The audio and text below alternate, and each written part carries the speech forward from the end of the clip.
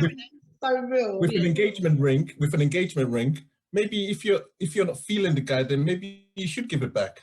Don't you think? No, it's mine. Mine. It's mine. Actually, mine. You cannot ask me anything. So, hello, No Bravado crew. Today we're just going to be chopping up some of the memes that we have posted in the group throughout the week. Now, you're not in the shop. You're not in the camera. You see me? Yeah. Yeah. Okay.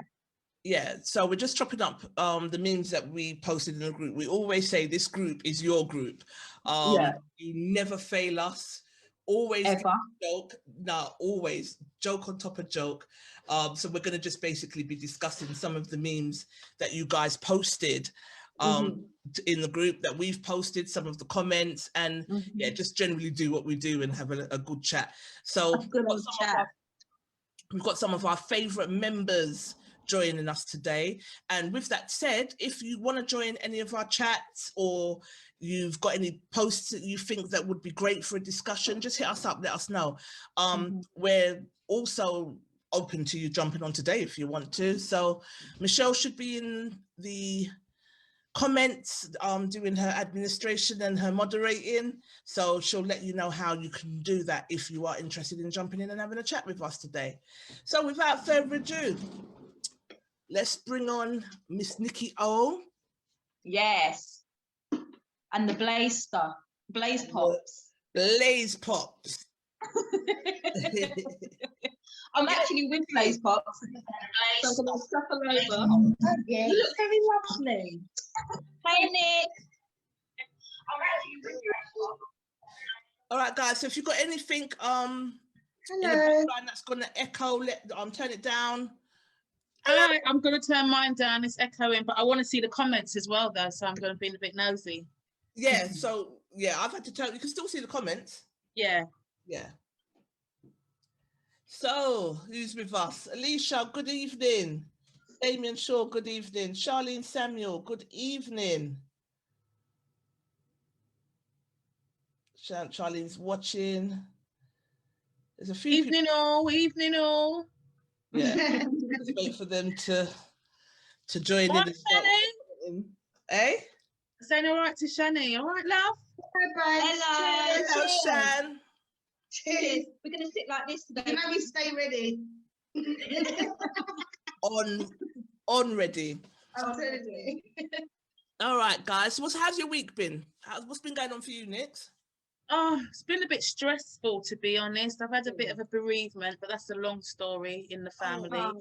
So it's just a bit stressful. You know, death always brings out things in families. So yeah, we're just dealing with certain things at the moment. But apart from that, the kids are back at school. The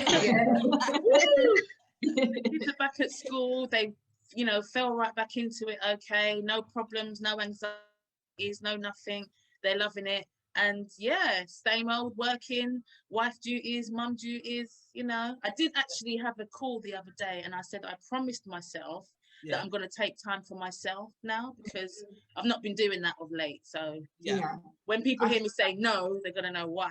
It's very important to take time for yourself, and we keep going and going and going and going and going. We had this conversation last night, innit?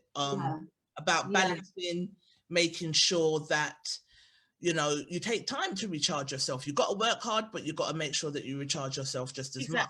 So, very, very important. But I'm sorry to hear that, my love. Yes. Thank you. Received. Well, go on for you, Blaze. It's been mad. I've moved home. So it's been sorry. So I've just been trying to sort out my new place. But yeah, it's been mad one. That must be exciting. Yeah, it is exciting, but it's a lot of stress. Yeah. Oh, congratulations. Thanks, Nick. Just make sure my knot is centre. I just need to run it. It's dead straight. Do I look like I'm going to read your fortune? No. She's such a fool. No. Michelle said congrats on the new place. Thank you. Alicia said, hey Shantice. Hi, babe. Who else is here, Michelle? Evening all. Charlene, evening ladies. Her phone's well charged. Better than me. Fully charged today. I'm attached to your phone not charged? No, it's charged. It's just not on 100%. But it will. It's not like my old iPhones. It will last. No, you're better. Okay. It's not gonna be out. But yeah, you know, I would not be impressed if your phone cuts out. 2 abandonments in one day. Yeah. I'll be annoyed. Anyway, so I'm going to share my screen so that we can start going on with talking about some of the topics that we have found the most interesting in the group this week. So I don't even know why it started all the way down here. So I love it. Yes, we thought we'd do Love it. Love it. Oh dear. So all right. So this is big. How do you guys feel about this? Because I was bothered. Now I tagged mans in post, and I don't do that. I don't tag celebrities. But Don't kill me. I'm vexed because not that I've run out and bought any of his merchandise or bought his whatever. But every so often, because I think I follow him on Instagram. I can't remember, but I know I follow him on Facebook. So every so often you'll get his notifications, and I would listen to his videos. And like what we were saying on the group the other day, some of the opinions that we get of women, some of the posts we can't even share because it's like, my God, is that how you really feel? Too negative, too toxic. Yeah. Is that how you really feel about us? You know what I mean? So it was nice to have a young guy that spoke sense. And you know what I mean? And was uplifting to Black women, because I've been listening to the blogs and stuff like that. And some people, like one of my favorite blogs, All About the Tea, shout out to Monica, I just love them. They're hilarious, yeah? But one of them was saying that he kind of targets his market, if that makes sense. So it's the women that are desperate. They're looking for that. They need that. But I don't think I'm desperate, but I'm refreshing to hear. So when the person said that, I wasn't entirely in agreement, because I was like, well, I don't think I'm desperate, but it's nice to hear a Black man uplifting a Black woman with positive things to say, and just basically giving you the real. Definitely. Then the side chick, well, she don't think she was a side chick. She said that he told her that he'd broken up with his wife, and this was only like 6 months ago, right? So it's not that long ago. But he told her that he broke up with his wife. He brought her into the marital home, slept with her in the wife's bed. There's been other women to have. What a slag!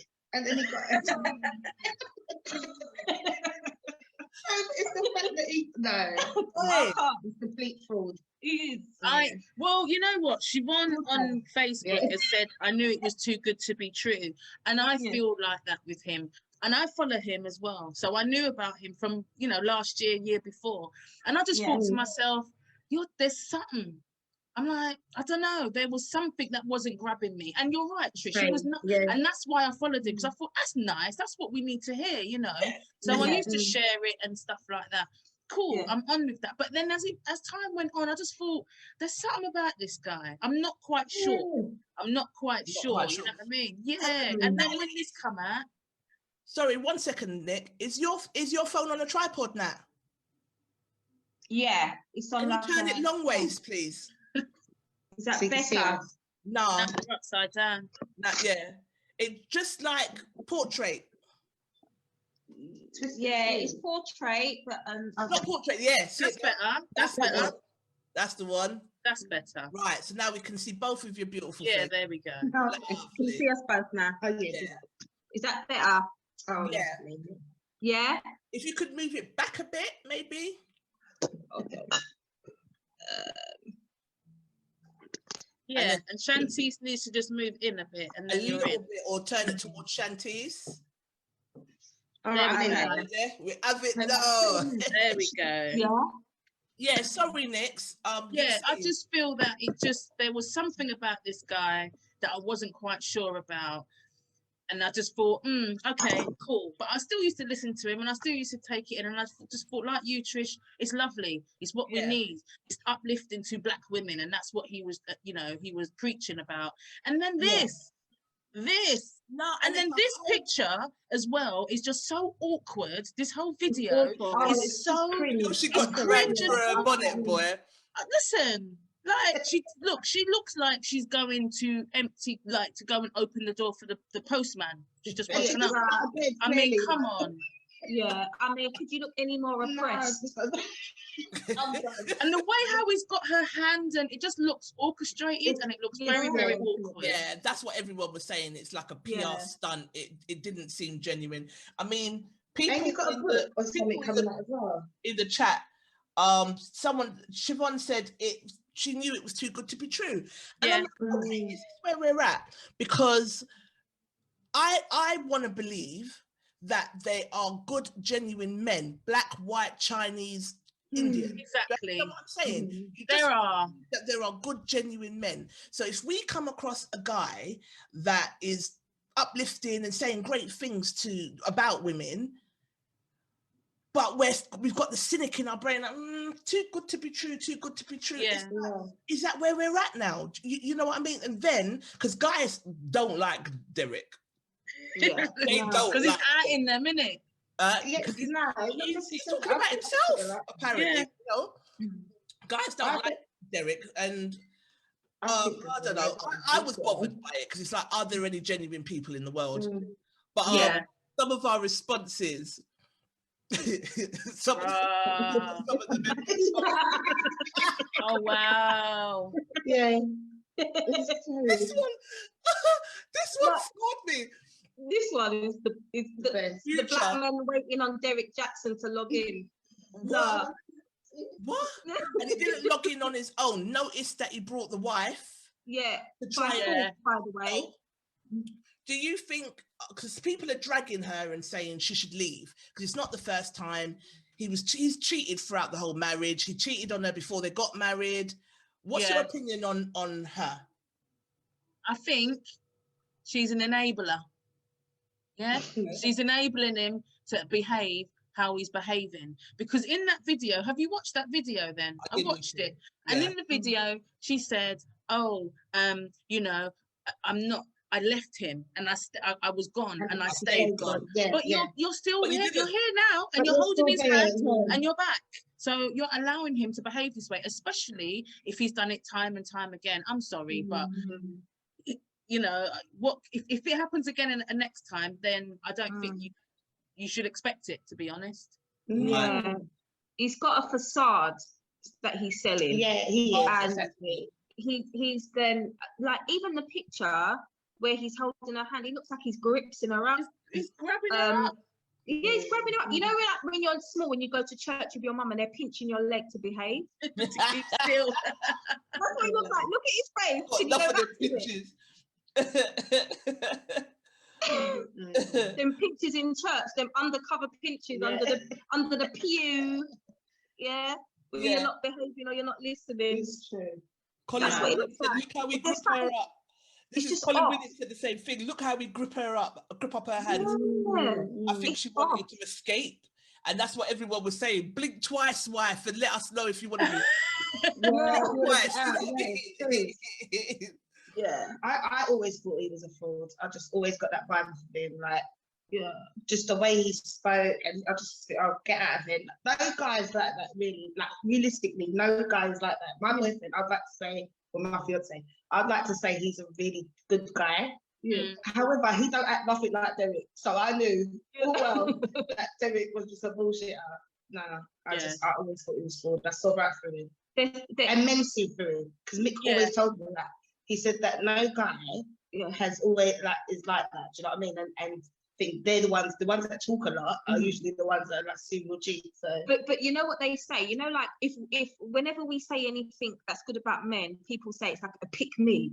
He just sounds like the men that say pick me. I've seen men on Facebook that go, I don't know how you can go and get yourself a wife and your wifey and then you cheat on her. And you know damn well that they're serial cheaters. You're just saying that. Exactly. And it's made him a whole bag of money, that persona. So, but she looks, there's almost an element of fear, it looks like there. No, she's saying because she knows he's made a lot of money from this. So but she looks scared. She just listen, anyone, for her to be going on there with her bonnet. I know, and it's weird. I mean, who talks? He was talking to the camera, addressing his infidelity, and he's talking about himself in third person. Did Derrick have an affair? Yes, Derrick had an affair. What kind of stupidness? Come on. Narcissist prick. Yes, Derrick had an affair. Yeah, come on, man. Derrick had many affairs and forced people to have abortions, apparently. Yeah. I'm just like, okay, you know, hang on, I stopped the share, but I shouldn't have, because I think there was another thing. It's very disappointing. But you know what? I wasn't terrible, actually. I wasn't. I was like, of course, it's bad, but I was like, obviously, I just like when me and Trisha was talking about it, I was like, yeah, I'm really surprised. Trisha was wounded. I just like, I'm an eternal optimist, isn't it? So I just want to believe there's genuine people out there. I mean, I've come across my fair share of scumbags growing up in this part of town, but it don't mean that there ain't good people out there. No, so, agree. like I said, women, we get called all kinds of hoes and bitches and tramps and, you know what I mean, sluts, and it's nice to have someone say, you know, you guys are beautiful, have some respect, you know, don't fall for the fuckboy tricks, blah, blah, blah. It was just nice. So I'm not saying that I was like a devoted fan, because like I said, no. But it's nice to hear people uplift. I don't think there's enough of that. I remember there was this video that was posted of a bunch of guys just basically giving black women praise, and I cried, because it's so rare.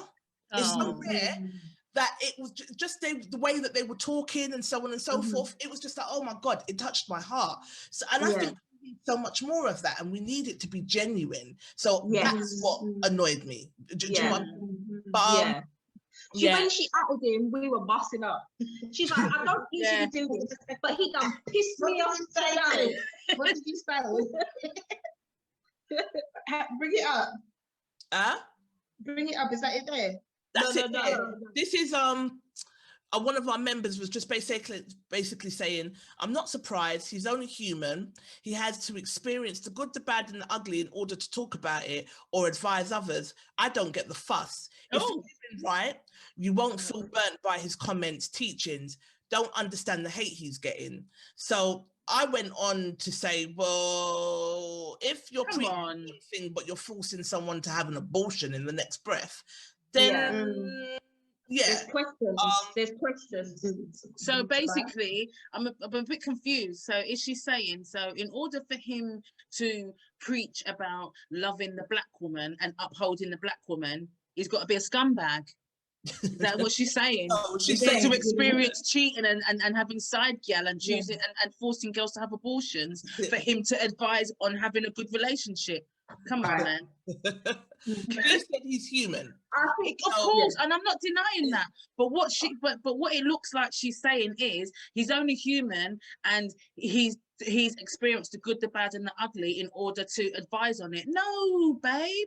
No, he was advising on it and meshing up his wife and forcing women to have abortions and cheating. So it's not like he's done it and then he's advising on relationships. He was advising on relationships, telling men that they're dogs for not bigging up their black woman, and then effing off a black woman in the process. Yeah. Sorry, I'm not. Same dog. I don't get that. Because if you're a dog, you're a dog. Be a dog, innit? And own it. But he's trying to say, no, you've got to be this, you've got to be that. While undercover, he got Gian sleeping in bed that he shared with his wife. So disrespectful. Come on. I was like, no, you don't take the side chick to your home. You don't do that. Dee Dee's joined. Hey, Dee. Hey, Anderson. If someone said here that it sounds like he's trying to disassociate from his behaviour, and that's him referring to himself in third person. It's not me, it's Derrick over there. This Derrick over here is cool, but that Derrick over there got gyal and forcing girls to have abortions. Oh, fuck off. Yeah, it's so narcissistic. Sorry. It's scary. It's scary to be sleeping with someone and lying down with him every night, and he's capable of that. And not that I ever thought he was good looking. He's not my type. So actually, I don't have the type, but he never like struck me. But he just immediately became really ugly. Yeah, really. Really ugly. Like immediately became very unattractive. All right, we're getting some comments now. So, hey, Roger's with us. Davina Jones, how you doing, my love? She agrees with Nikki. Anthony, we're going to bring you on in a sec, and you can sound off. Hey, evening. Keith says, "Don't knock a man's hustle." Yeah, but a man's hustle can't be mashing up other people. Yeah, but it's hustle, must be able to hustle without fucking up people's mental, emotional state. Yeah. And that's destroying. Family relationships as well with people. Come on. He's like, so many women leave their men because of him. Is that their hustle? Is that his hustle? No, that's what. No. Yeah, sorry, I'm not falling for. Who said that about a man's hustle?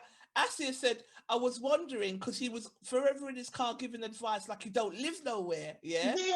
But he just came from the sidekicks. True. One of our members said that as well. Nat. He was like, if you're taking advice from someone who's always in their car, then that's your business. Yeah. Do you know what I mean? So yeah. I don't know. Like I said, you kind of have your own mind and whatever, but. Nah, I was annoyed. I tagged man and said practice. No, when she tagged him, we were busting up. she was like, you know, I don't usually do this, but no, it's a piss taker. Yeah, he is. Piss taker, straight. Yeah. Nah, out to order. Keith is saying that's his hustle. Then hustle on, bro, hustle on, but stay over there. But people, Keith is right. Keith is saying ladies still love him. Yeah. People are saying he's human, blah, blah, blah. And like the whole thing when he came on and then he started to use God as, you know, an excuse. And, you know, I felt like I needed to bring this to you because, no, you brought it out, not because you got a word from God, because you got exposed. Because you got nyam, exactly.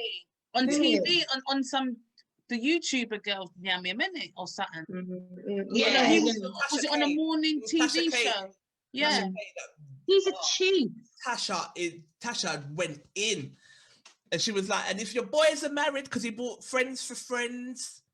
So he told her to bring friends and then he brought friends. So Natalie, you're not in the camera, babe. I'm not in there. No. Sorry, I'm just sharing. Okay. So if you're bringing friends, and she was like, if you're bringing friends for friends, then they're gonna get blown up if they're married as well, because I'm showing everything. She came with receipts, so he had no choice but to come on. He couldn't deny it. He couldn't. Yeah. So what do we think about the girl that he slept with in the marital home? She knew, innit? You know, it's the same. It's like he told her that they were breaking up. They always do. Why we got to do it then? They always do. Why we got to you know what? I'm sorry, but even if she knew he was married and whatever, she weren't the married party. No. It's not her fault. And I'm not saying that women can go and sleep with married men, of course, but she ain't got no allegiances to no one. He has to his wife. Yeah, if my husband sleeping in someone's bed like that. If my husband cheats on me, then that's down to my husband, not the woman that he cheats with. Even if she does know that I exist, because no one don't have no loyalty to me apart from the person that put this there. You know what I mean? Exactly. I don't know. I'm side-eyeing her a little bit because I'm like, I'm side-eyeing her a lot. What was you doing in the woman's bed? Like, disgusting, man. To a point, it's like you only blew him up because you got ghosted. I'm side-eyeing her because you got to watch them type of girl. But what I'm saying is, she ain't got no loyalty to nobody. It's him. No, you're right. You know what I'm saying? Right. It's him. But yeah, she's out of order, and she ain't gonna be my brethren ever. No, you can't. You know, you don't even know. Already your brethren. They bees. Yeah. But I feel like as well, I know like not everyone's gonna have the same views as you, but I just think, you know, it's not your obligation because you don't know her, but fucking now as a woman, fuck off. Come on. Just as a woman. Just as a woman. Him as a man, he's a disgrace. Like that's your wife, that's the woman that you parade around and you're embarrassing her in the streets. And it's things like that. Like when I see things like that, it just puts me off because I think, nah.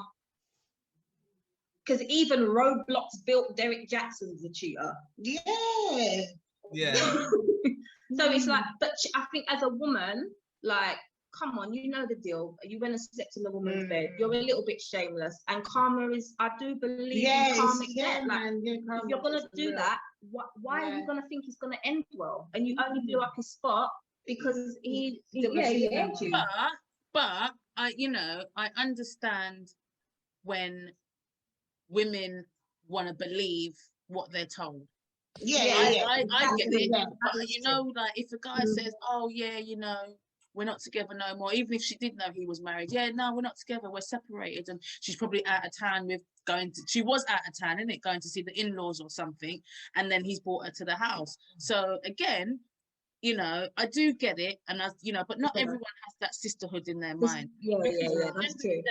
If someone walks into a house and you're seeing pictures of whatever, you know, you can tell if it's a bachelor pad or if it's a yard with a, you know, where a woman is. You can tell. You know, if you're sleeping in a woman's bed, man. Right.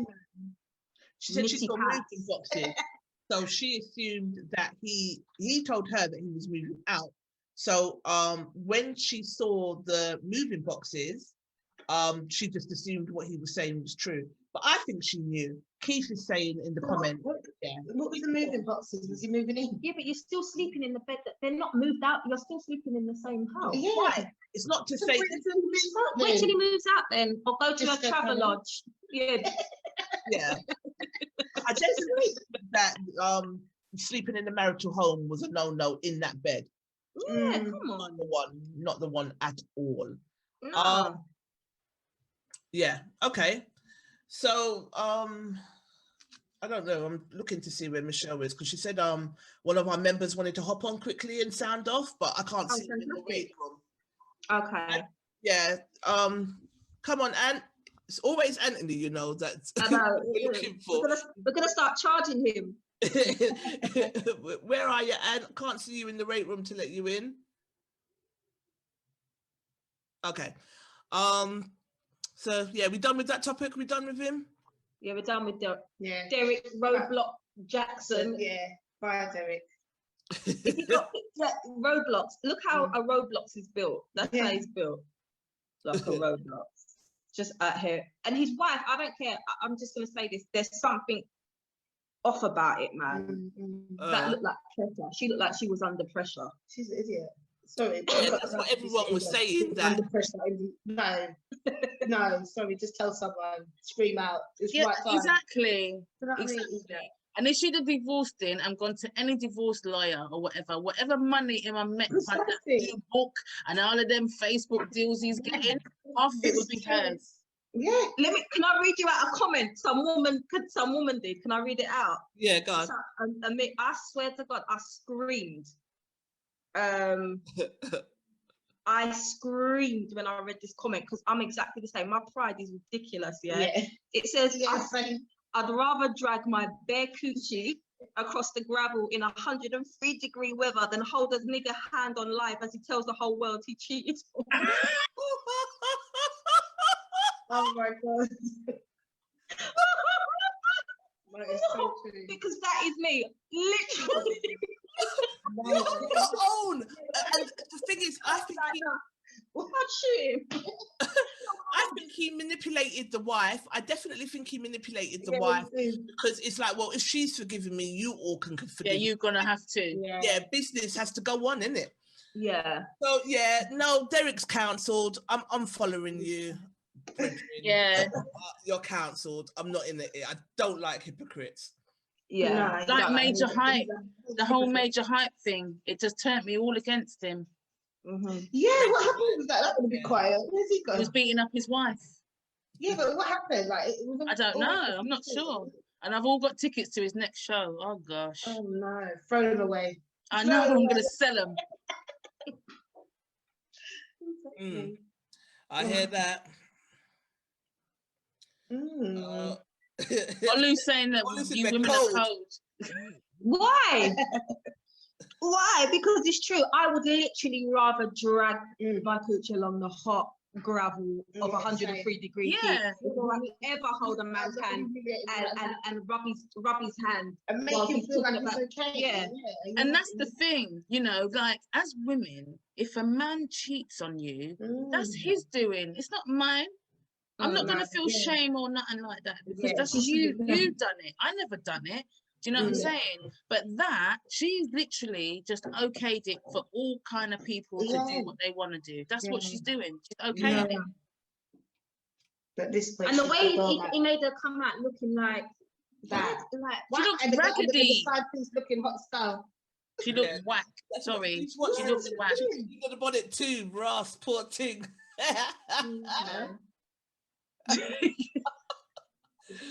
She didn't make no effort because you know she did not want to do that. No, she was like, "Fuck off, Jackson." She couldn't even believe the nerve, but for whatever reason, she did it anyway. But do you think it was for the coin? To protect the coin? Well, didn't one of the girls that were going to come forward before say they were too scared? Why? What can you mean?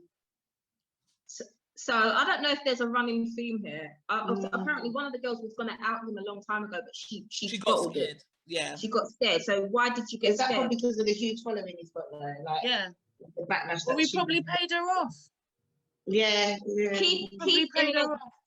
Keith Murray says, "Come on, ladies, you've never taken a guy back that's cheated. I have in my lifetime before, but let me tell you what I never did. I never sat on a live or a YouTube rubbing his hand or his saying it's okay. And so he cheated on me, but it's okay. Yeah. And to be fair, that I've experienced that, I wouldn't do it again, and I never enabled it. It took me like a lot to kind of get over it. Yeah. And I think it's the way that you do it. I've never ever thought that it was okay. I've never done it. I'll never do that shit again. I've never done it. Well, not willingly anyway. I've probably done it, not realised. Yeah. Well, you don't take them back. You don't know. I don't know. But yeah, no, sorry, it's all right. Yeah. So she should have blinked to get saved, but she didn't. I think she's sticking around for the coin. Yeah. Like, I left the mansion, but then I stayed gone. But no, you didn't. You're here. Yeah, but you're back now. Hold his hand. Yeah. I left the mansion and I was hiding out in the penthouse. Yeah. I'm just being a bit. Well, it's the truth. All right, next topic. So this caused mayhem in the group, yeah? Right. Do women love when men moan during sex? Oh, girl. Sips tea. I need a sip. I do, because I feel like I need to know what's going on. I need to know I'm performing well. I need to know. You're doing all right, innit? Yeah, you need to give me something. Don't do too much, though. Don't do more than me. But just do enough to let me know that it's good. If not, I don't want flipping, what's it called? Gollum, my precious. No, I don't want that sort of stuff. Yeah, just do too much. Just a little bit. Let me know you're there. You're in the room. I don't want to be feeling like sticking forks. Yeah, don't be auditioning for The Voice. Yeah, that's what we're not going to do. Yeah, because that will throw me wild off. Yeah, throw me off from you. Be like, oh, can't do it. Sorry. I'm going out. I need a fag. Don't even smoke. Need a fag. But yeah, I think everything in life is balanced, and this is included. So it's like, listen, make your noises. Let me know that we're on the right track. Yeah. but don't start doing dumbness. Yeah, please. Because it's going to throw you off. Yeah. Don't start taking your don't start doing harmonies. Natalie said don't want to hear no Mariah Carey vocals. Oi, you see when I read that, this fool, you know, I swear. Natalie has me in stitches daily. I was crying. It could definitely be a turn on, everything in balance. I don't want to hear Mariah Carey vocals. I beg, please. And then she said another one in another live, another thing that we did when she was like, don't make it a podcast. Because we said, do we like men when they talk? Talking during sex? So I was like, say something, but don't turn it into a podcast. Yeah, it's not an interview. It's not talk show, it's not loose women. Yeah. Like, keep it pushing, literally. Yeah. So, I then asked the question, what I want to know is, do guys hold back moans during the act? Do guys get embarrassed? And then I went on to explain about, you know, when you're exchanging stories with your girlfriends, and we was talking and she spoke about a guy that was he was great in bed, but he was like the strong silent type. A couple of heavy breaths here and there, but no real moaning or anything like that. So what do you guys think? Could you do it? Could you, if you was with someone and they're great in bed and the passion was there, but they weren't really saying much, or there weren't really much noise from him, how would that throw you off? Yeah. It would. Yeah. Even if the sex was great. Yeah, because it's weird. I like, don't just not say in silence, just pure silence. No, man. Yeah, a couple breath here and there, but if that's the case, you need to bring on some R&B or something. Yeah. Some background music for this shit. Yeah, no. Yeah, no. No, I like to just listen to just cricket. Say something. As you said, fun being silent. Let me know it's good, innit? Yeah. What's Yeah. That's our only validation. Keith and Olu are saying it's a simple topic, yes or no, then move on. We're longing it out. We're not longing it out. Let me tell you something. This comment, this went on for days. A lot. Go back to the post in the group and you'll see. Yeah, go back to the post. There's like 210 comments and a whole bag of replies. Yeah. Why are you lot getting all jumping up in your feelings?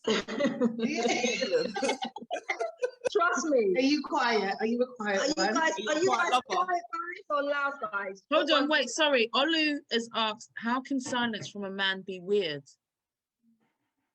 If you're just it's like going out for it's like going out for lunch for someone and not having a conversation. That's how I'll put it.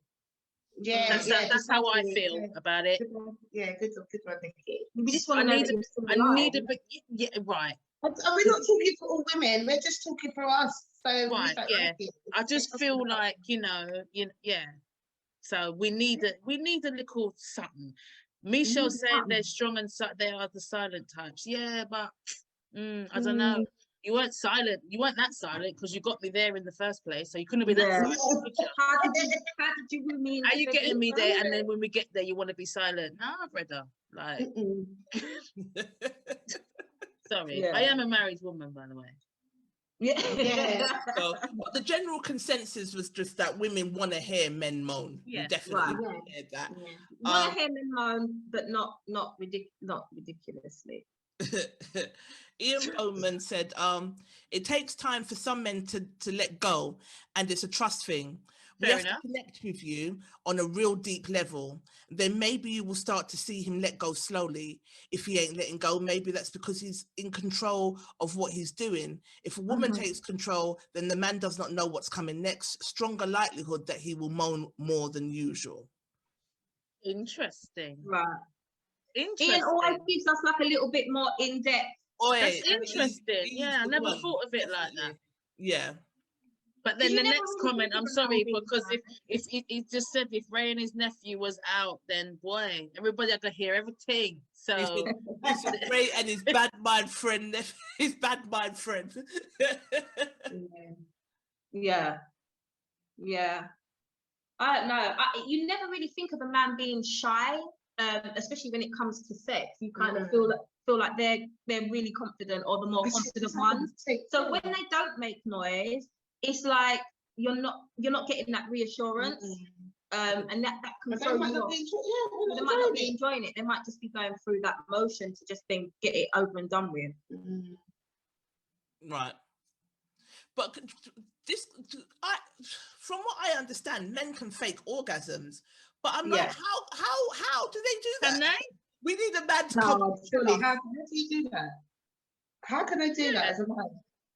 I never knew. They can't force. They can. I think women can. I know women can. We can fake that. Yeah. But not You men. see, I think they can fake the audio, the noises and the grunts. I suppose they can fake, but they can't actually fake the action of an orgasm. A man, can they? Keith said easily. Keith said easily. So I'm wondering. Come on, Keith, please come and explain to me. Keith to jump on and he's declining, but he's got Keith needs to come. You need to come and give us some insight. We need some insight. Roger's done it a couple times. Keith's saying yes, they can. Come on then. But Olu said that women are better fakers. I do believe. I mean, I do believe. To me, if I don't even know how to say this.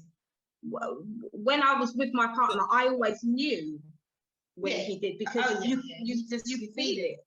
Yeah. Like so if he ever tried to be like, oh no, come on, I'd be like, don't touch it. I know. Don't lie. You're tired. You're tired. No way they can fake it, man. Oh dear. Oh dear, that's too funny. The whole Ross Street. I'm just going through the comments. Roger said he's done it a couple of times. Did you not just say that? Yeah. Okay. So Roger, you need to come on and explain this to us. Roger, come on. I really want to know. I just want to know how you got away with that. I think sometimes, because precisely, Michelle. That's what I wanted to know. That's right, Michelle. That's what I was saying. The action. Yeah. All you have to do. I'm not going to give away the secret, but there's many things fake anything. To fake it. So, Anthony, are you ready to come on now? Olu said some women are screaming down the place before you even start the ting. It's usually when it's been a while, all right? Yeah. Stop. I'm not even stopping. It's true. And Keith said, I'm a big keyboard warrior. Yeah, because we told you, come on. And you ain't come on yet, but you got so much. I want to know how men fake orgasms. I need to know that. Anthony, you want to come on and tell us? Rog, Anthony, Keith. Keith ain't coming. Yeah, Keith is like, no, I'm a big boy keyboard warrior. You can keep it. It's fine. Oh, but, or maybe they think they faked it. Maybe you guys think you fake it, but we know we're not stupid. That pump ain't there, then we know. Yeah. We don't pump. That, do you know what I mean? The pump just right before. Like, we're not dumb. Pump your gas. Yeah. So, okay. Well, it doesn't look like any of the guys are coming on, even though, where are you, Anthony, man? Anthony does this to us every single live. He says he's coming on, then we can't find him. Anthony mind games. Mercy. Roger said, you're trying it, Natalie. What did I do? Here he is. The pump is still there. Give us a male perspective. Oh, is he in? He's coming in. Ooh. Hello, Anthony. Cheers. We were just saying, you do this every time we got a live. We can't find you. You go missing like the Scarlet Pimpernel. Your camera don't work, but you're here now. So, can men fake Oh, you're on mute, babe. I think Olu's interested in coming on as well. How does one come on? Michelle, look for Olu and send him the Zoom details, please, darling. And Roger now. Roger as well. Where's the link? Boys. Coming in. Hear me? Yeah, I can hear you. Yeah. Yeah. Hi. Hey, hi, Anthony. You all right? Yeah. How are you? I'm good. I'm good, thanks. Evening. And yes, we can fake it. Definitely. How do you do that? How? What does that look like? Because how? I'm so confused. We need diagrams. Because ain't it that when guys come, that's when they go flat? Yeah, So but they pretend we pretend that we've come. are you ready to come on now? Oh, he's got his. We pretend. Where's you, Anne? Yeah.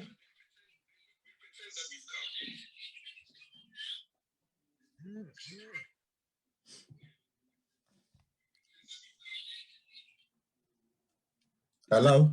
Hello. Yeah, sorry. Yeah. Right. yeah. We pretend that we've come. How? What do you mean how? We just, just like how you fake that you've come. Is We this do the is same. only when you're using a condom? Yes. Oh, okay. Because you can't do that without, right? Oh, I see. Yeah.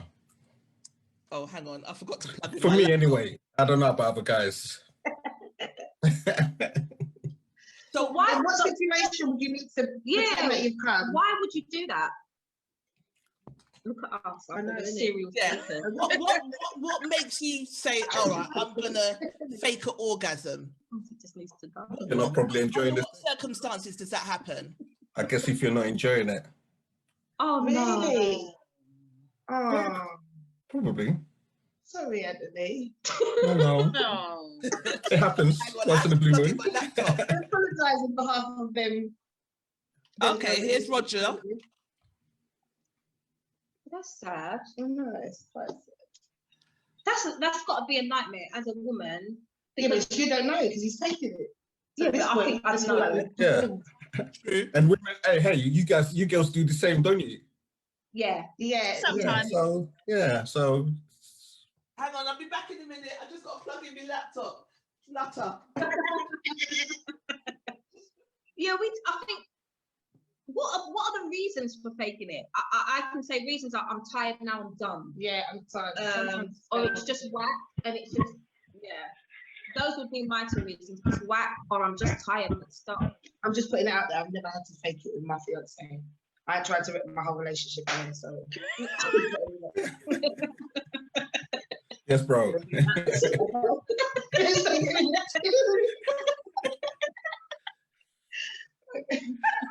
I'm about to do that shit earlier, okay?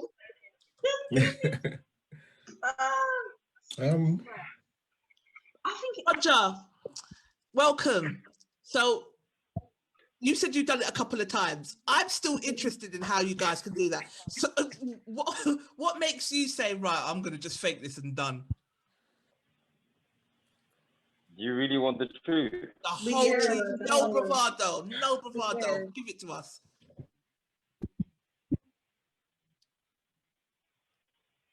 All right then.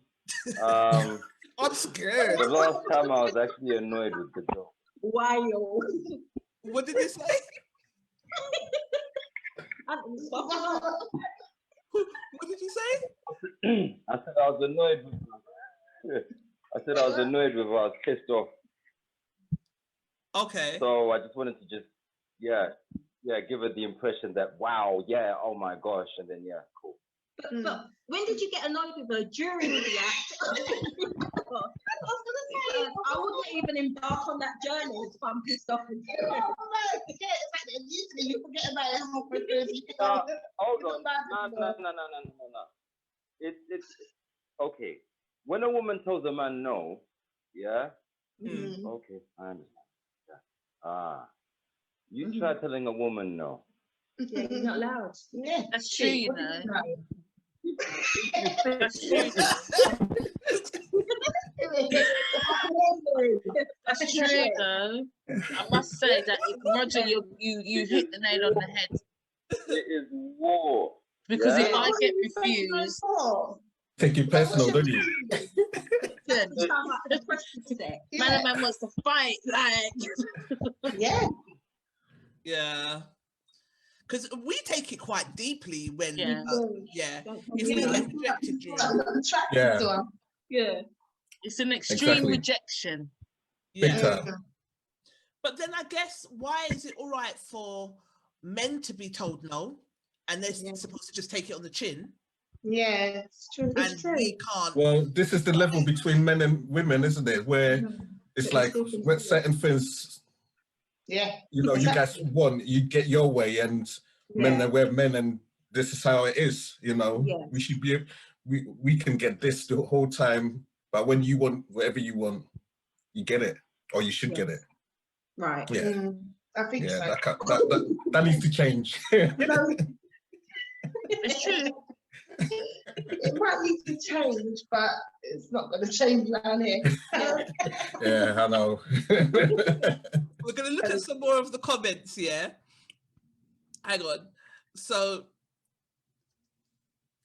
I don't know why this thing's trying to flop my whole show today, you know?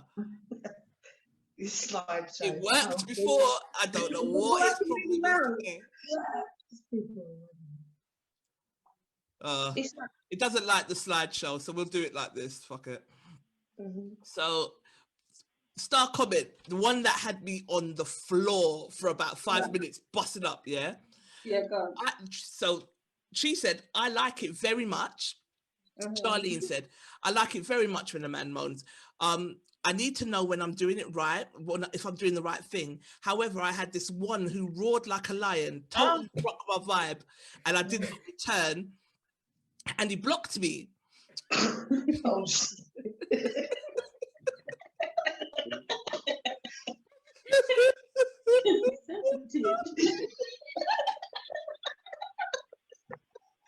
wait, why would he block her? Because she can do it.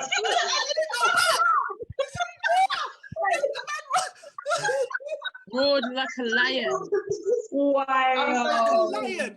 But the thing is, there was a couple of people that said they roar like a lion. Oh. No, don't. Ooh, it must have been the same guy. Do that. Don't run like a gazelle, honey.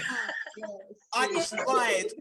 It's really scary. Like, it's like weird. Why would you do that? Roar like a lion. Have any of you guys roared like a lion? Nah, mate.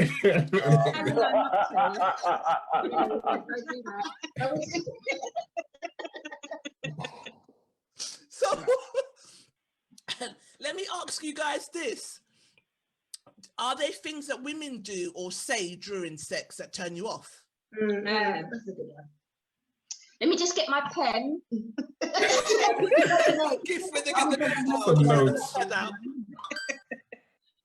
I can't say I've ever experienced anything like that. No. Roger's thinking. Yeah.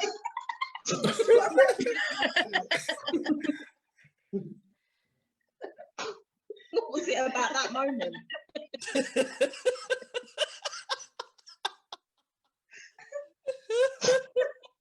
Right. How many years are you going back, mate? I'm worried. There seems to be a few incidences that have annoyed Roger.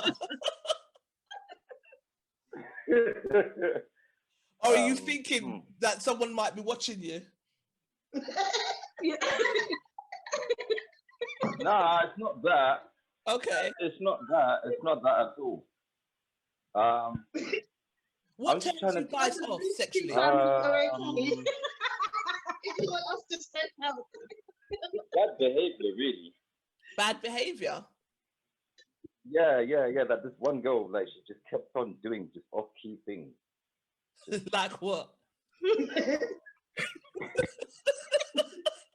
need to know now. What did she do? We need to know. Okay. What I might find off-key, someone else might find normal. Yeah. Okay. What did she do, Roger? Quite today. You're not usually shy, Rog. Okay, so nah, basically, she couldn't cook, innit? like she couldn't cook, and she kept going on like she can. And one time, like, I don't know how she managed to do it. Like, she was trying to do this funky dessert where you're supposed to like try and like put it on me and then do something, and I was like, oh. Yeah, because you hungry. If you saw what she was offering, you wouldn't be hungry neither. You'd be like, yeah, nah, I'm good. You need a woman that can cook. Basically, that seems to be the general consensus of men, isn't it? Yeah, that's exactly. Can you cook? That's been one of the memes before, isn't it? Someone put one up about women. Would you be with a woman that can't cook? Yeah, that was one. That was one. No. I think sometimes a man's face can put you off. Who said that? A man's finally face puts you off. A finally face. Finally. Oh yeah, yeah. And he just said he sounds like thunder and lightning. Wow. So Thor. Who said that? Negus. Yeah. He was roaring. He was one of the roarers. Well, Olu said when her eyes roll in her head like a scene from The Exorcist. Is that what puts him off? That's what puts him off. Well, that's how you know you've done well, Olu. That's what I was gonna say. Olu, you're taking offense to the wrong sides, mate.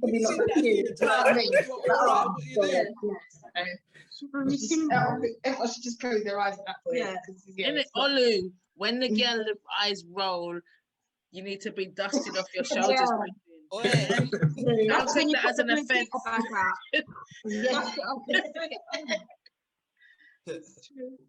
Oh, it's really interesting, boy. Okay, so I don't know. I just feel like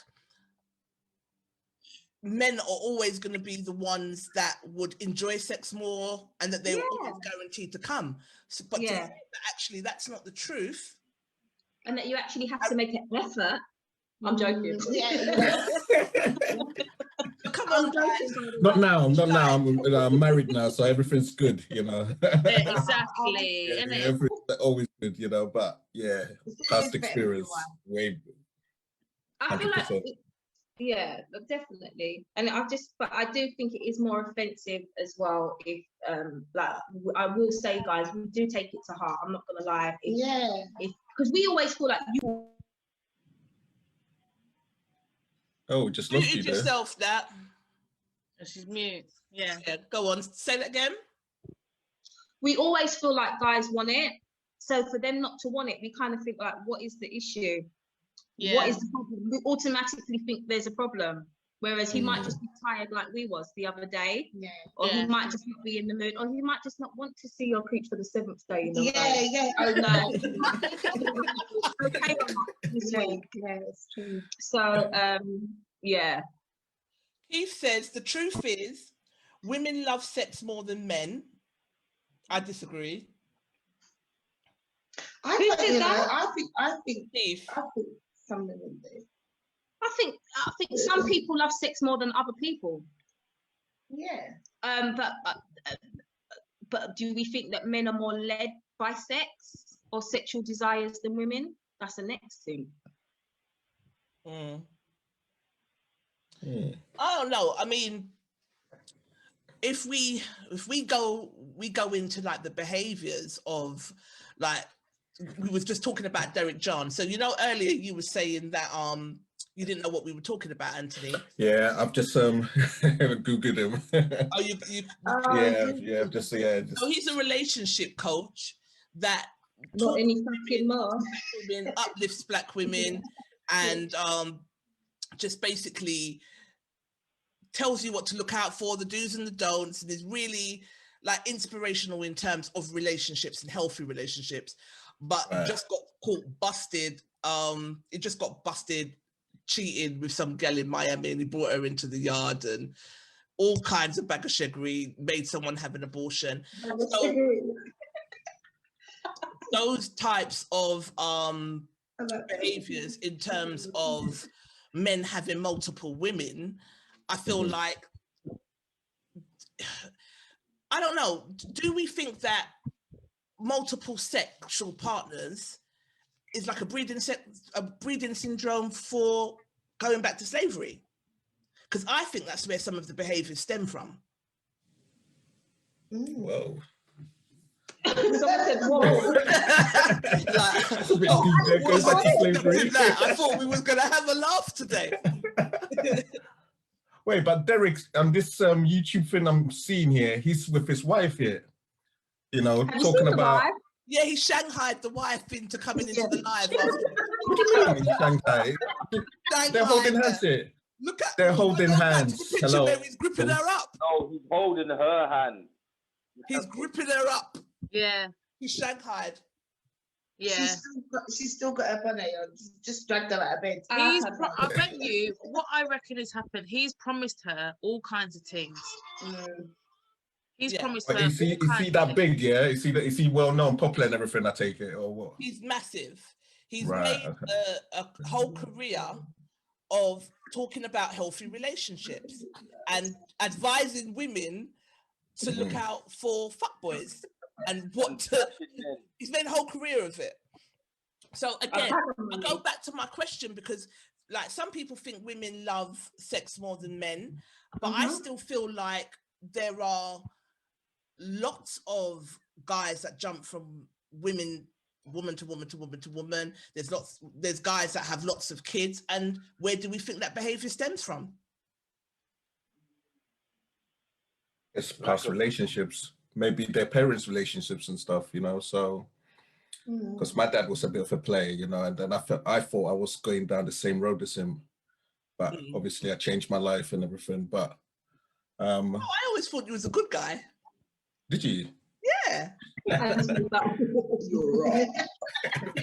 He grew up in the same area, and I know. So I always thought he was one of the good ones. Yeah, I was. I think that the whole thing about men being cheats and men wanting to have numerous partners and lots of amounts of sex is down to testosterone. That's what it's done. You think that's what it is? Yeah, but you know what? I know women like that also. You know, I know girls that have loads of men friends. Okay, no, what I'm saying is it's down to hormones, but I think it's down to hormones at certain times of your life. See, when girls are younger, they don't want to have copious amounts of sex in their 20s.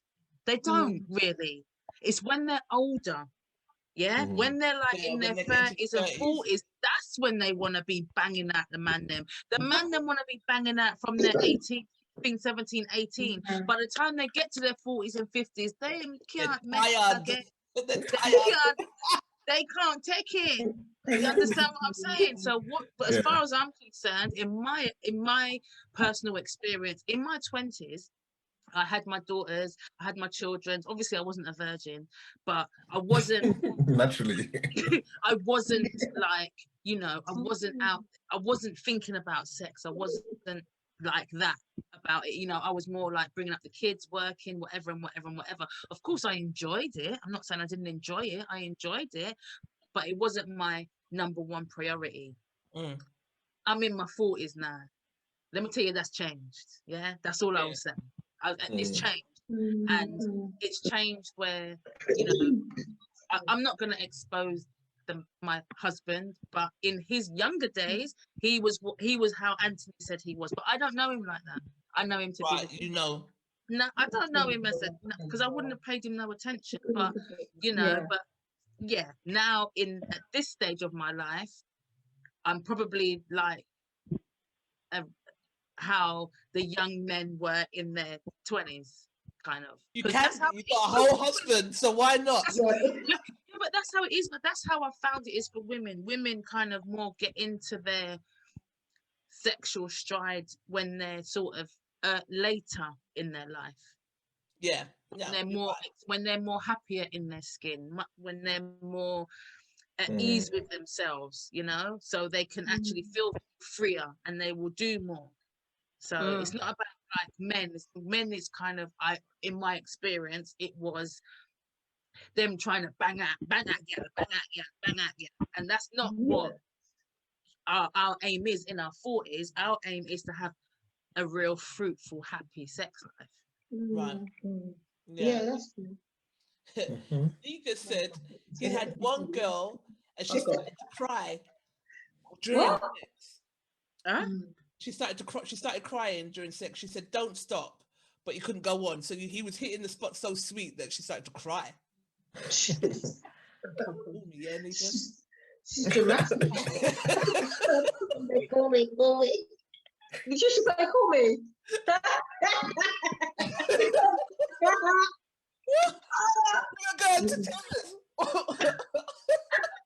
Watch him get bare friend requests. Yeah, it's true. After this.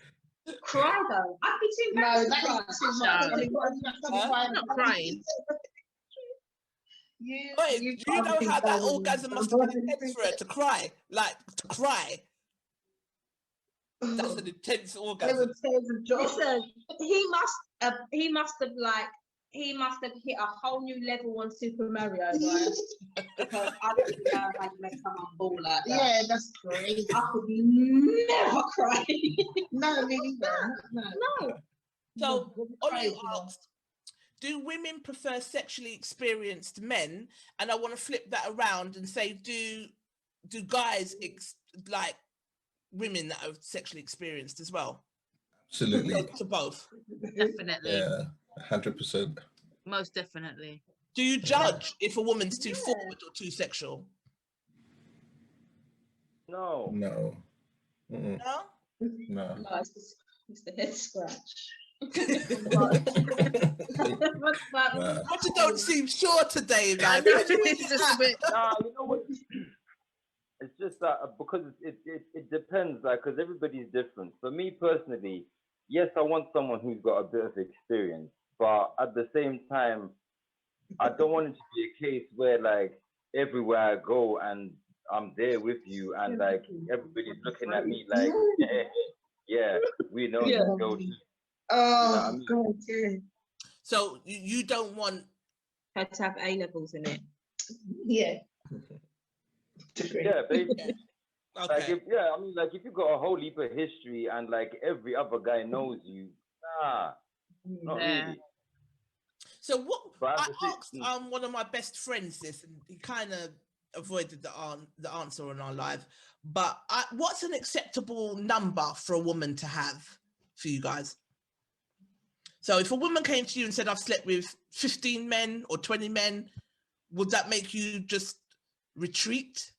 You know, there's that gif where Homer retreats into the bush. Would that make you retreat into the bush? I don't think any woman would personally tell you whatever number, and I wouldn't believe whatever number you tell me, any woman tells me.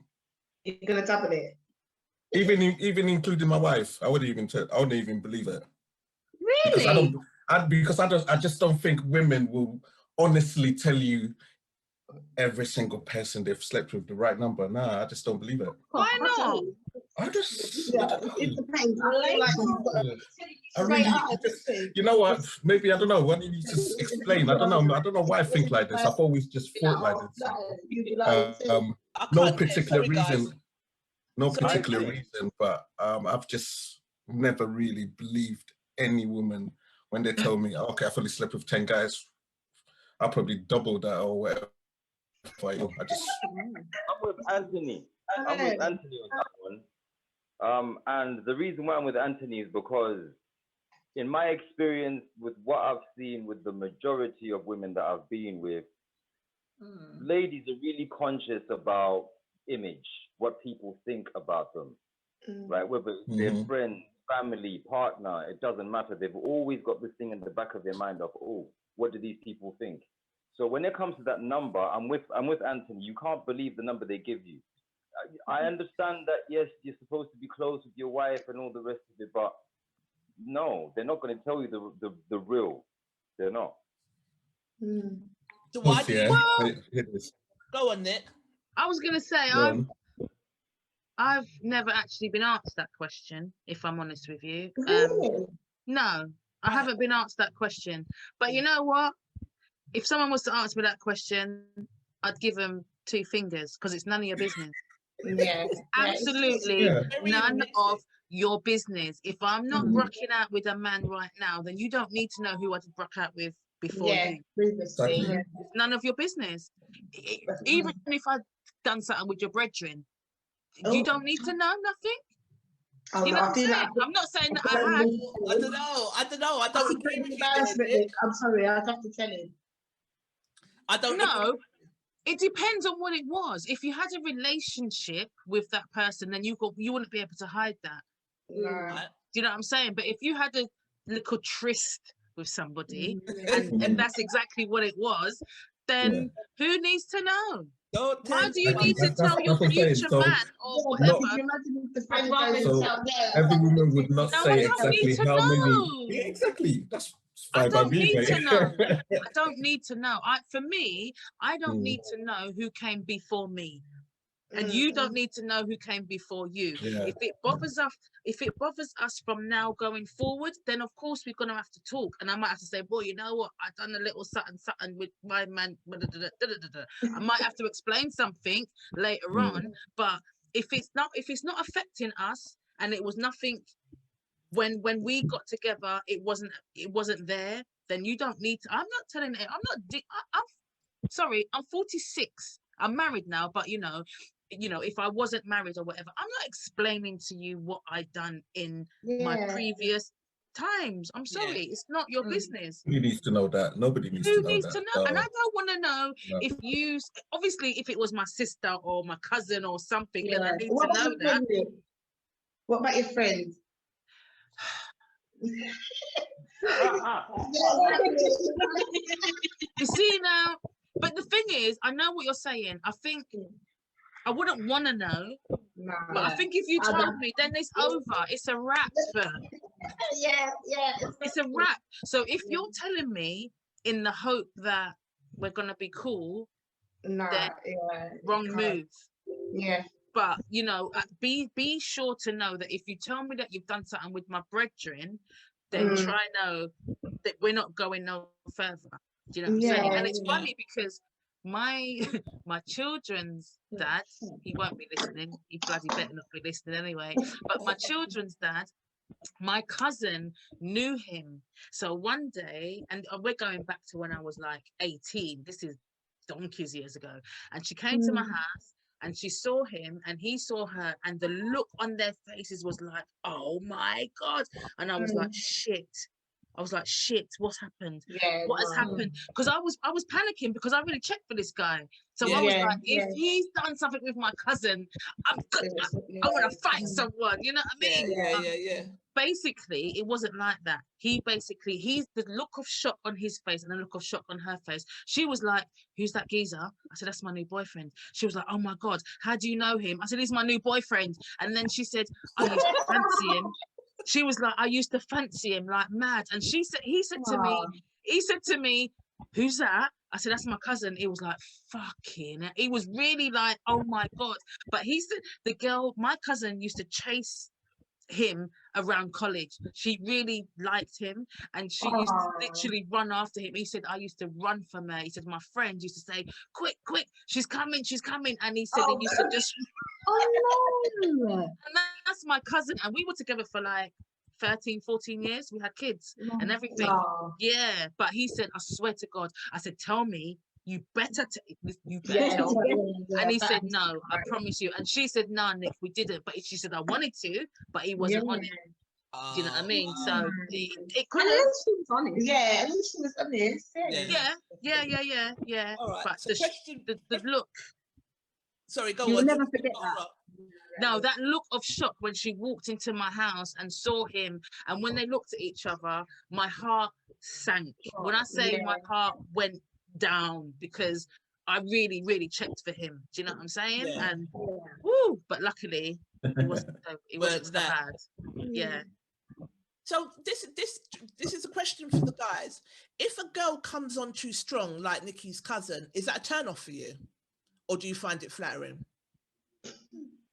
If you like it, if I like it, then it's no big deal. But if I don't, then yeah, it would definitely be a turn off. It depends. Do you mean when you say if you like it? Is that if you find the girl if I find her attractive, yeah, then right. that's no big, that's no problem. But Chase me all But you don't. want. Like Tom and Jerry, exactly. If I don't, you know, leave it at the door. Yeah. Some people are saying they wouldn't explain their body count. It's no one's business, right? Yeah. What does knowing? Milena, hi, Milena, how you doing? Hi, is she there? Oh yeah. Yeah, she's there. We was on her live the other day, actually, on Mother's Day. So thanks for joining us, babes. She said, what does knowing really change? Exactly. Yeah. What's it gonna do for you if you know that your potential has slept with X amount? What's it gonna do for you? Nothing. Does nothing for you. You know what I mean? Nothing at all. And I just don't see it as, it's not productive in a relationship if you're looking to go forward. Business. Yeah, it's not no one's business. No. Well, Roger, what was you gonna say? Right. So I had a similar experience to Nikki. Yeah, but worse. Oh gosh. So I was So I was, you know, dealing with this girl. We were going out and so on. And let's just say she was economical with the truth, right? She was the kind of person where she would come out with something when she's backed up in a corner and there's no way out, right? I observed this with a few little things, but the main thing that done it for me when I was like, you know what, did it, was when I discovered that she slept with my cousin. Okay. Slept with my cousin, like. And she didn't disclose that. Huh? You didn't disclose that up front, or was it just exposed later on? No, this is the thing where when my cousin discovered that me and her were going out, right? Now, out of his rage of jealousy, he then come out and said something to my older cousin. So my big cousin's come to me now. She's like, yeah, did you know this? So then I go back to my girl now and I'm like, do you want to tell me something? Is there something I should know? And she's like, no, everything's fine, blah, blah, blah. And a couple of days later, I'm like, look, there's something that I heard. And unless you come out and you tell me what's going on, then, do you know what I mean? So when she was finally backed up in the corner, that's when she come out and she's like, yeah, this is what happened, blah, blah, blah, blah, blah. But that was a couple years ago. That's finished, blah, blah, blah. And I'm like, you had the opportunity to say something. Yeah. So what else have you got in your closet? You know what I mean? So I just thought, you know what, just get the whole thing. Just forget it. No. Yeah. But I still feel that if it didn't mean nothing and it was in the past, yes, she should have disclosed that information. But I don't know. We say, yeah, but with his cousin though. Yeah, I know what you. I think if it's a family member, then they're obligated to let you know. Sandra, one of our watchers, Sandra said, "This is like EastEnders. I love it." We're like EastEnders. But okay. So it's obviously, I don't know. So are you saying that? Well, Roger has said that a lot of sexual partners matters to you, right? If the girls had a lot of sexual partners, that matters. Yeah. Are you frozen, Rog? No, I'm not frozen. I said yeah. Oh, hold on, wait. So the question was. The question is, why? Go on. Why does her history bother you? Why? Yeah. Well, because main thing is she won't be able to pair bond with me. I've seen it happen numerous times with other people. I don't want it happening to me. What do you mean? What do you mean? Sorry. Yeah, I don't know what you mean. Sorry. Okay, so say for example you got a girl like, I don't know, just pull a name out of the sky, like, I don't know, Hallie, yeah? So Hallie's been with Tom, Dick, Harry and everybody else, and then she really, really fancies this one guy, and this guy really fancies her. But then she gets bored quickly. She would get bored quickly because it's a thing. Go on.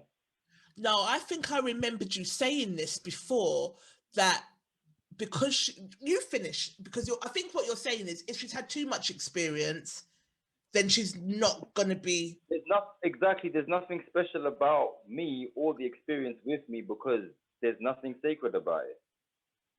I'm not saying come to me as a virgin, pure and whatnot, because that hardly happens now anyway.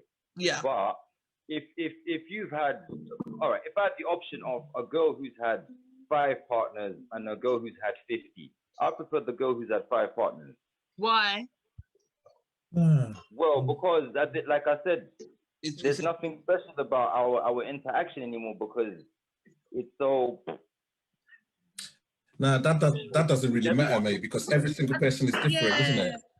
Whoever you're with, we're all different, all of us, you know. So what you're experiencing with a girl with 5 ex-partners and 50 is still different, you know. I don't know. That doesn't really. That's your, you know. That's how that's how you think, and you know, I respect that. But I personally don't think that makes a difference at all. Yeah. You know. That's fair enough. Yeah. Yeah, I don't know. You today, boy. No, that's what's up. Deuces. If she's had too many people, she can't see me as spectacular.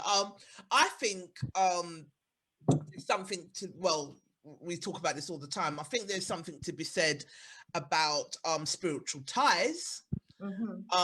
Because I do believe you can get spiritual ties through sex. I think it's one of the most powerful acts that any 2 people can do, and I do believe that you soul bond through it, or at least tie through it. So that's the reason that I would want to keep my number to a minimum, not because of judgment.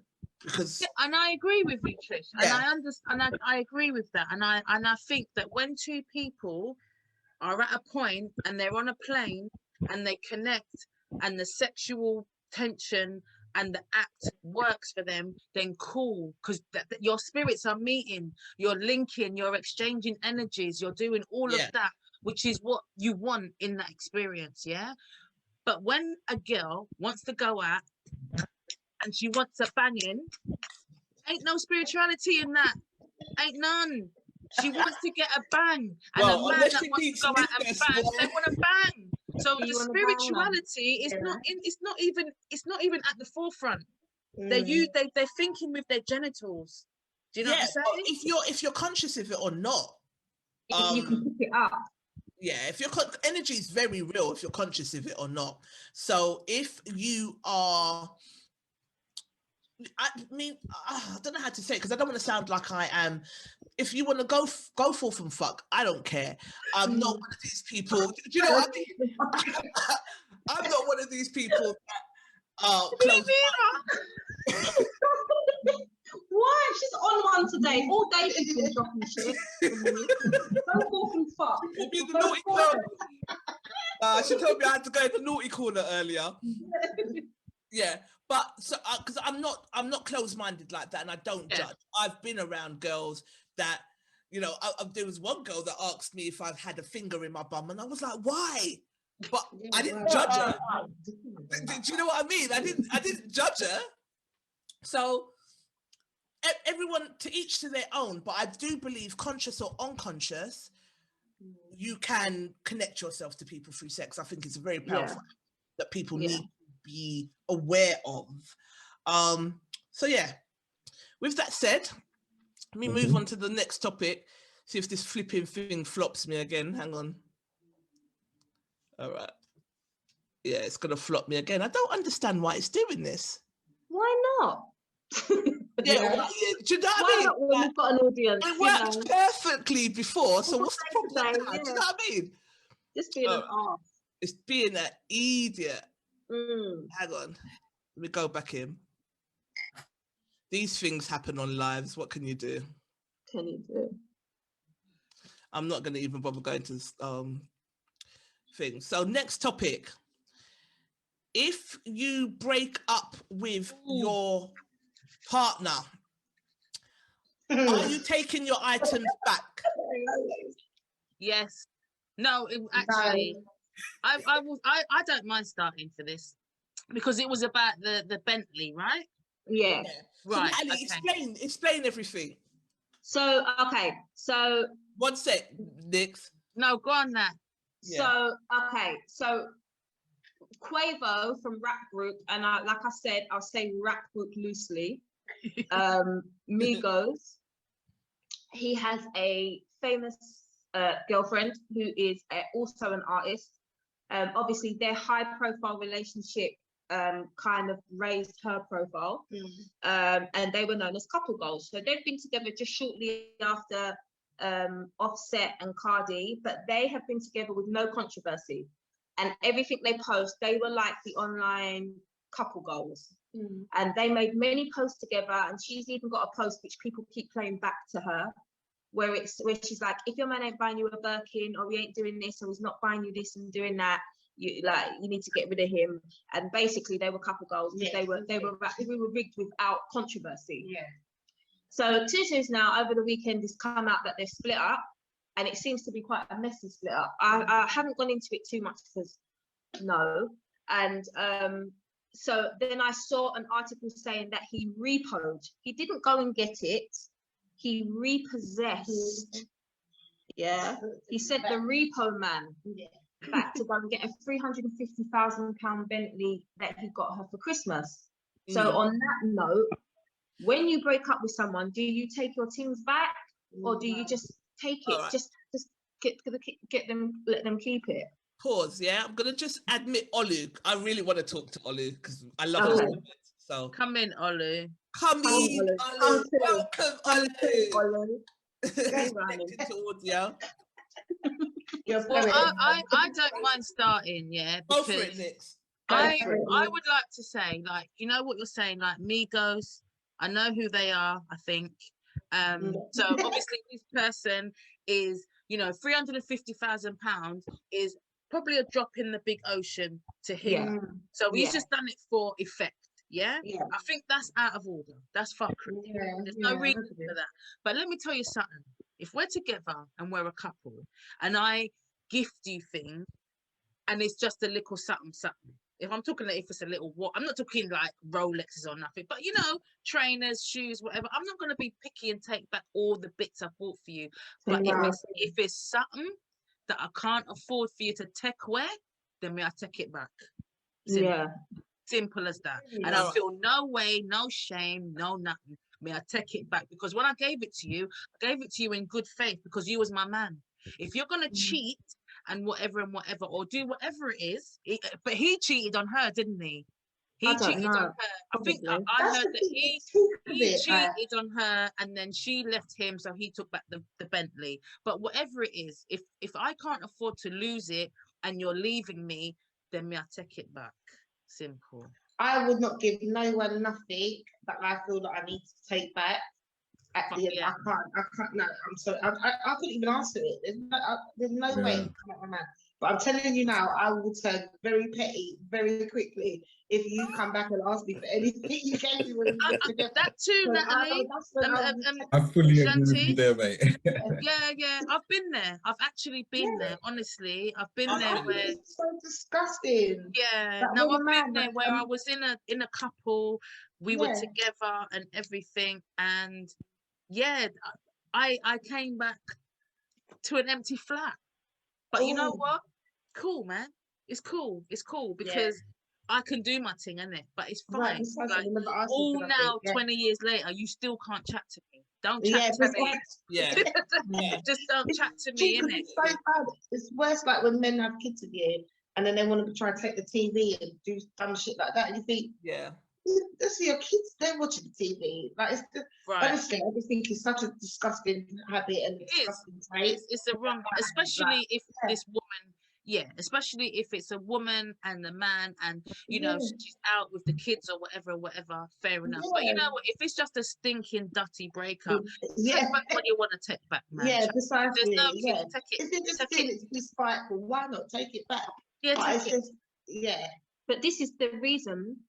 Like, I know you think I'm just so thingy, but this is the reason I don't like taking things. But it's true. Because I don't want, I just don't like people having things over me. And it's just like, no matter how cool you are, if anything goes south, I don't want no one telling me something that I'm relying on or something that I'm feeling that you can just take it away from me. I don't want that. But then I also don't give, you just we don't really give guys things like that. Do you know what I mean? None of my exes could even talk to me about anything. So at this point, we live with what we came with in that relationship. Obviously, my fiance is different. We share a lot or whatever, but I wouldn't even dream of asking him back for anything if we broke up. Do you know what I mean? I wouldn't dream of it. But you know, I gave it to you and I loved you and we was happy. Like, I'm not gonna do that.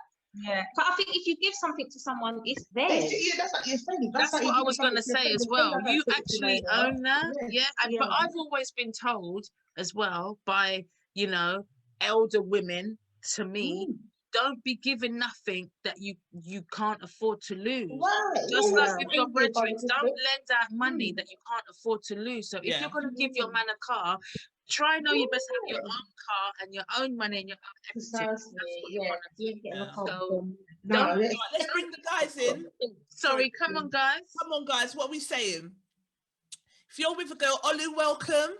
This is your first time joining us. How you doing? I'm good, you know. It's good. Patiently. Hi. Hi. What I'd like to add is it really comes down to the character of the person, really. I believe if I buy something for a woman, I generally buy it for her, and whether we part or not is hers. So if you've got guys who say give it back to more women, it says a lot about that person. Yeah, it does. You see about the character.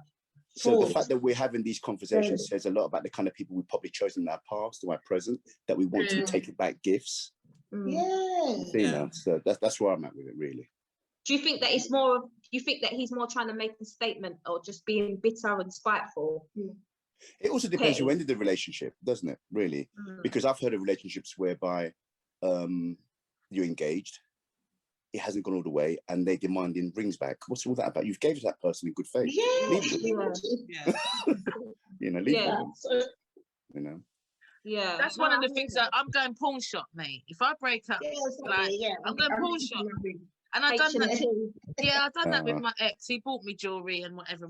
I took it all to the pawn shop. I took it all to. Because I didn't want to wear it. I wasn't wearing it. So real. With an engagement ring, maybe if you're not feeling the guy, then maybe you should give it back. Don't you think? No, it's mine. It's mine. Actually, mine. You cannot ask me nothing. Can I just say one thing as well? I'll tell you a really, really bad one. Hang on, guys. Let him talk.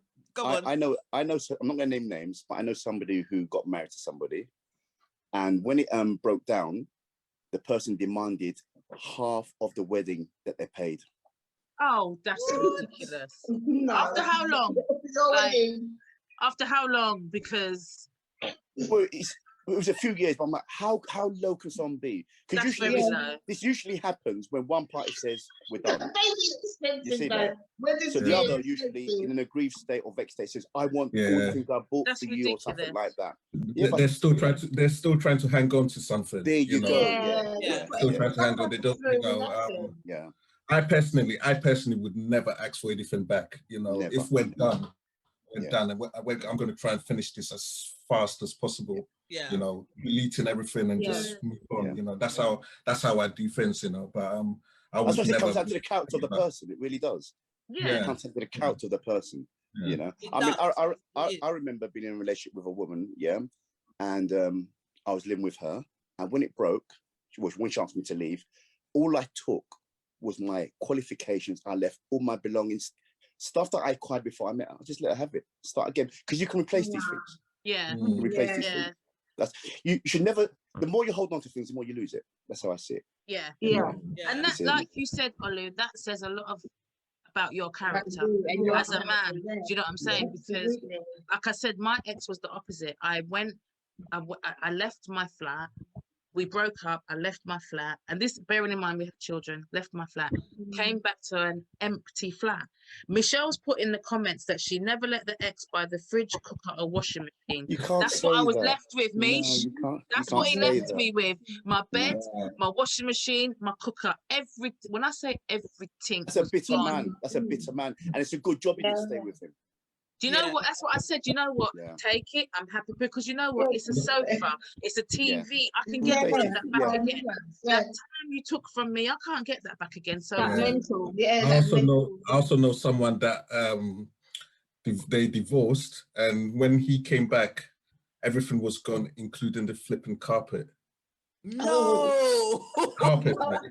Seriously. You hear me? The carpet. Levels, man. No names, but I mean, beach. Carpet. That is petty. Yeah, that's cool. Sorry, Sandra's asking a question. She said, "Did you cheat? Why did he do that?" No, I didn't. He was cheating, actually, Sandra, and he got nyam. And it's always the way. It's always so that's why he done what he done. And as far as he was concerned, who was I to break up with him? So even though you were cheating. Right. Chantel Roberts is asking for things back shows that the person's not over the relationship. Yeah. Exactly. Yeah. Exactly. It's a reaction they're looking. I was contemplating if I was going to share this or not, but I was in a relationship with someone that I broke up with, and when I left the house and I came back, and he changed the locks on my premises, so I couldn't get in. Fucking to my old, what a cheek, eh? And then once, I'm not going to go into the whole long cocky argument, but once I did get back in, and once I did get back into the house, and he was then asked to leave for obvious reasons, he unscrewed the toilet seat. Oh. Petty. There's levels to this thing, you know. There are levels to this thing. There really are. The Petty Award goes to. Wow. He took petty. Wow. I wonder if he still uses that toilet seat. Yeah, it's don't live in the toilet. But that's why I saw this meme the other day, and it was like someone saying they're setting up a support group for people who have dated Aries men, and I was like, I get it. No, we do. They're absolutely Virgo, control freaks. No, come on. Crazy. Sorry, if anyone here's a Virgo, I'm sorry. My son's a Virgo as well, and you know he's a very affectionate, lovely man, but he is a perfectionist. I say man, he's a boy. He's a perfectionist. Yeah. And I'm just trying to nurture the personality. And luckily, the ex is not his dad, so we're cool. He hasn't got the gene. But them Scorpios, though. Yeah. I'm scared of Virgo women, mate. Virgo women. Really? Yes. So, Rog, what are you saying? We taking the gifts back, or what we doing? No. You wouldn't take it back? I'm not taking anything back, no. I got engaged once, and when it broke down, she actually offered to send it back to me, and I said, nah. But me personally, when we're finished, like, I don't want anything reminding me of you. Yeah. Right? I don't care if it's me who's ended it or it's you who's ended it. If we're finished, we're finished. That's it. Right? Keep the whatever it is, like, you know, I really don't care, because for me personally, there's two things involved here. There's material or money and time. Only one of those I can get back. Yeah, I can't get back peace of mind, right? So if it's a thing of like, okay, the engagement ring was worth whatever, fine, I'll go back to work and I'll go and get some more money, and I'll go and get something even bigger than that for myself. See what I'm saying? What I can't get back is the time. That's why I want to forget you and move on. Yeah. I hear that. I agree totally. So what's the worst kind of, have you ever had any girls say to you guys, I want this back or I want that back? No. No? No. I feel like you can see them people are minus. They haven't given us nothing. Olu, have you had someone? I was just going to say, is that because you've not been given big presents? I hope you've been given great big presents, though. Who's that? Any of you? Olu said he's been asked for stuff back, so elaborate, Olu. I'm not going to get into details, but you know what it is? If a person has to ask you, it says a lot about them. Yeah. It says a lot about them. And I don't argue. Give back to me. but I've never asked anything that I've given to a woman. Never, ever. Yeah. I don't roll like that. No. No. You know. And I remember, in my experience, people always remember how you broke up. Yeah. You know? That's true. They always remember how you broke up. So those sort of behaviors, they're not going to forget that. You're saying that. Very true. Yeah. I do agree. Saying, my ex moved into my home. He left me. Cool. Good move. He then returned and said he wanted the fridge freezer he bought, 2 single beds he bought for the children, and the microwave. Oh, dude, there's levels to this thing, man. Yeah, and the microwave, you know. Wow. He told me to haul them out and put them on the driveway. He was circling around in his car. What was he going to do? I can't read because I got my glasses. What was he going to do? Strap the things to the roof of his car. He clearly didn't think that one through. Damn ass. Yeah. Wow. I do this to myself every live because I forget my glasses and then can't read the comments. So it happens. It happens. Yeah. Yeah. Wait, did this guy have kids with the girl? Loreen, is this your child's father? Answer in the comments. Not sure. Yeah. I just Either way, mate. Either way, it's not good, is it? That's terrible. Yeah, because if it is the father of the children, when you're taking the fridge and you're taking the microwave, how that's taking it from your kids. Yeah. Exactly. Sandra Martin has put in the comments and said, I got my man's car BMW taken back by the finance company. He stopped paying, we wasn't together, and he cheated. So I continued to pay. No, hell no. No, I agree with that. No, I agree. Fair enough. That's more than fair enough. Don't leave him with no debt. But technically, this is what this rap man done. He took back his £350,000 Bentley. Why is he wrong? But what I think she's saying is that she got it for him on finance. Yeah, so she's still paying. So then he would still be paying for it. I think it's least. Yeah. No, okay. I'm not gonna continue paying your bills though. No, I'm not gonna continue paying it. No, no chance. That's what I'm not gonna do. You know, if it's already paid for, then you can keep it. But if I'm still paying for it, hell no. No, taking it back. Great. One, I'm not going to even bother ramping with this stupid presentation because it keeps sticking. But one of the comments, someone said, again, another Aries man, when they broke up, he wanted the engagement ring back and he tried to bite it off her finger. What? It's in the comments, trust me. There's some petty. Can I add to that as well? The guy I was referring to was also an Aries man. Don't. See? They've got issues. I've got a 5-year-old Aries. I'm scared. I've never been with an Aries. Yeah, I don't do that. I stay away from them. Oh, my poor baby. I'm gonna pluck him good. No, don't worry. I have to just try and draw it out of them. When they hurt bad. When they hurt, they hurt bad when they hurt. Yeah, they can't take. They kind of. Yeah. But those were all of the topics that we had lined up for today. Yeah. Unless anybody else wants to sound off about anything else. Olu, you had a lot to say earlier about Olu's comments. Yeah, me too. You had a lot to say earlier about men faking orgasms. Can you speak to us? Okay, yeah, I can elaborate on that. So because of our anatomy, it's very difficult to maintain faking it because you can tell after a while. However, when a man ejaculates, he can do the extra pumps for a limited period of time. So that's what you could call faking, really. But a man can't fake actually that he's got an erection because you can tell. Yeah. So when a man comes, he might think, "Oh my gosh, I'm gonna keep like, yeah," but only temporarily. Before the woman thinks that you're done, you're expended. That's what I was referring to, really. Right. Okay. Yeah. Do you do that regular, or is that? I don't have that problem. Okay. Oh, okay. No, I don't have that problem. Ollie, I'm swearing you was the one that mentioned about eyes rolling back in the head and that, yeah? No, that was... You know what?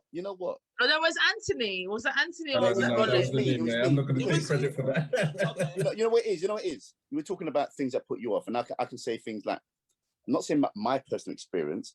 However, you know, when they're like rolling their head and they're shaking like they're in spirit and dribbling.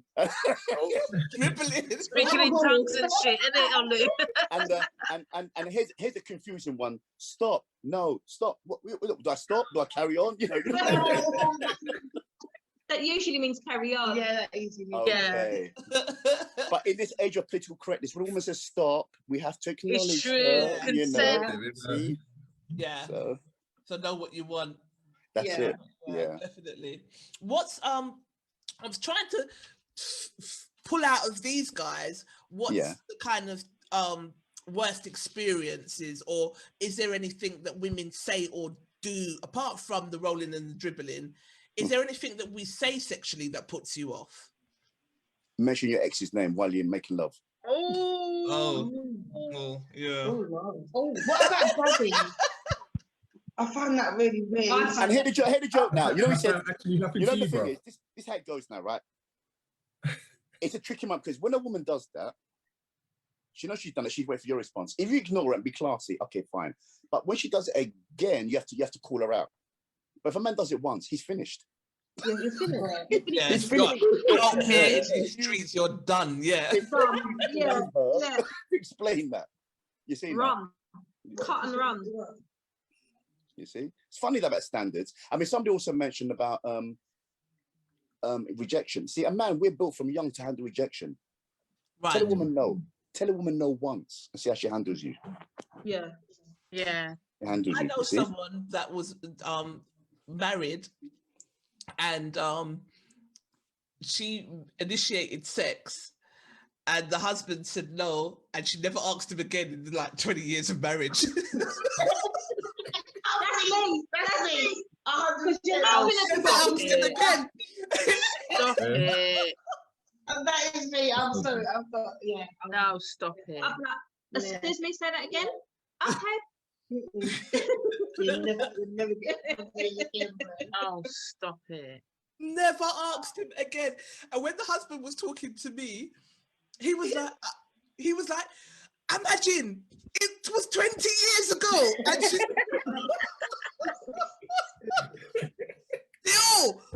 no. Not asking you again. I can be very much like, because I don't know, we're built differently, aren't we? Yeah.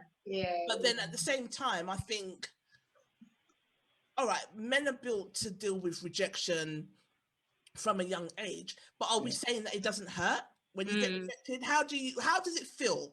Like, how does it feel internally when you get rejected, or do you just brush it off? Well, you know, okay. Do you remember back in the day we first used to go to a dance and a man would like a girl across the room? Say, yeah, but you know what? That room, that short distance could look like miles. So he'd pull the closest one to him. You see now?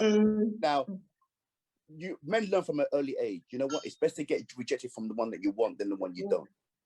Right. You see now?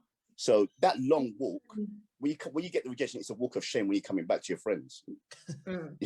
Yeah.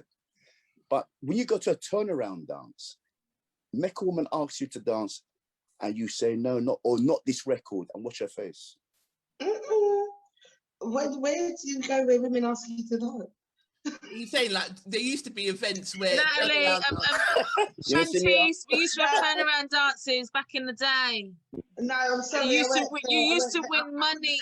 You used to win money and awards if you asked the right man. You asked the right man to dance, you might get like £100 or something. Yeah. Really? No, I swear to God. Yeah. I swear to God. I swear. That's my worst nightmare. Listen.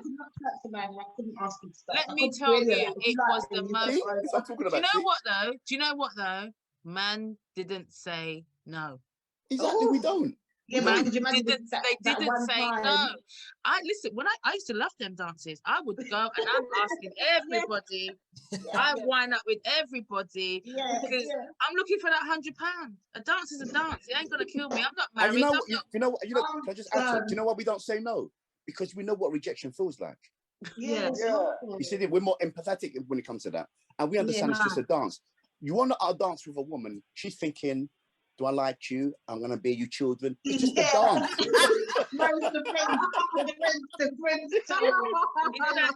Exactly. Looking you up and down like you're something worth dancing with. What's all that about? That's what I'm saying. There's just no need. Like, it's not you're that dancing, deep, man. you're in a party. That's it. That's my worst nightmare on earth, because I'm a person, I hate to feel like I'm bothering people. Yeah. So I'm not a good person. I don't like rejection. I'm not confident like that. I'm not confident. So to me, initiating and thingy is not even, some people think, oh, it's your stush. Some people, but it's not that. It's a confidence thing sometimes. And as a female, I don't know, it just hits you harder, man. Exactly, yeah. Just that thought of possibly being rejected, it's just like I can't live with that. But the thing is, Natalie, if you feel that way, then you should be more understanding. Sorry, Natalie, if you feel that way, you should be more understanding when a guy approaches you and you blank him. Yeah, I'm very understanding. Yeah, absolutely. I'm very understanding. Yeah, I'm not very chatty, but I'm not rude. I'm like, oh, thank you. I'm polite. I'm polite. Unless you overstep marks and boundaries that were not given, then but I'm never ever rude. I'm just like, I'm okay, thank you. Nah, them turnaround dances. I've got a man. Them turnaround dances used to have me acting like man. I'm sorry. I didn't even used to chat to nobody. I would just walk up to a man. I just grab him up. I just wind him up. Whatever. It's a dance. That's the one.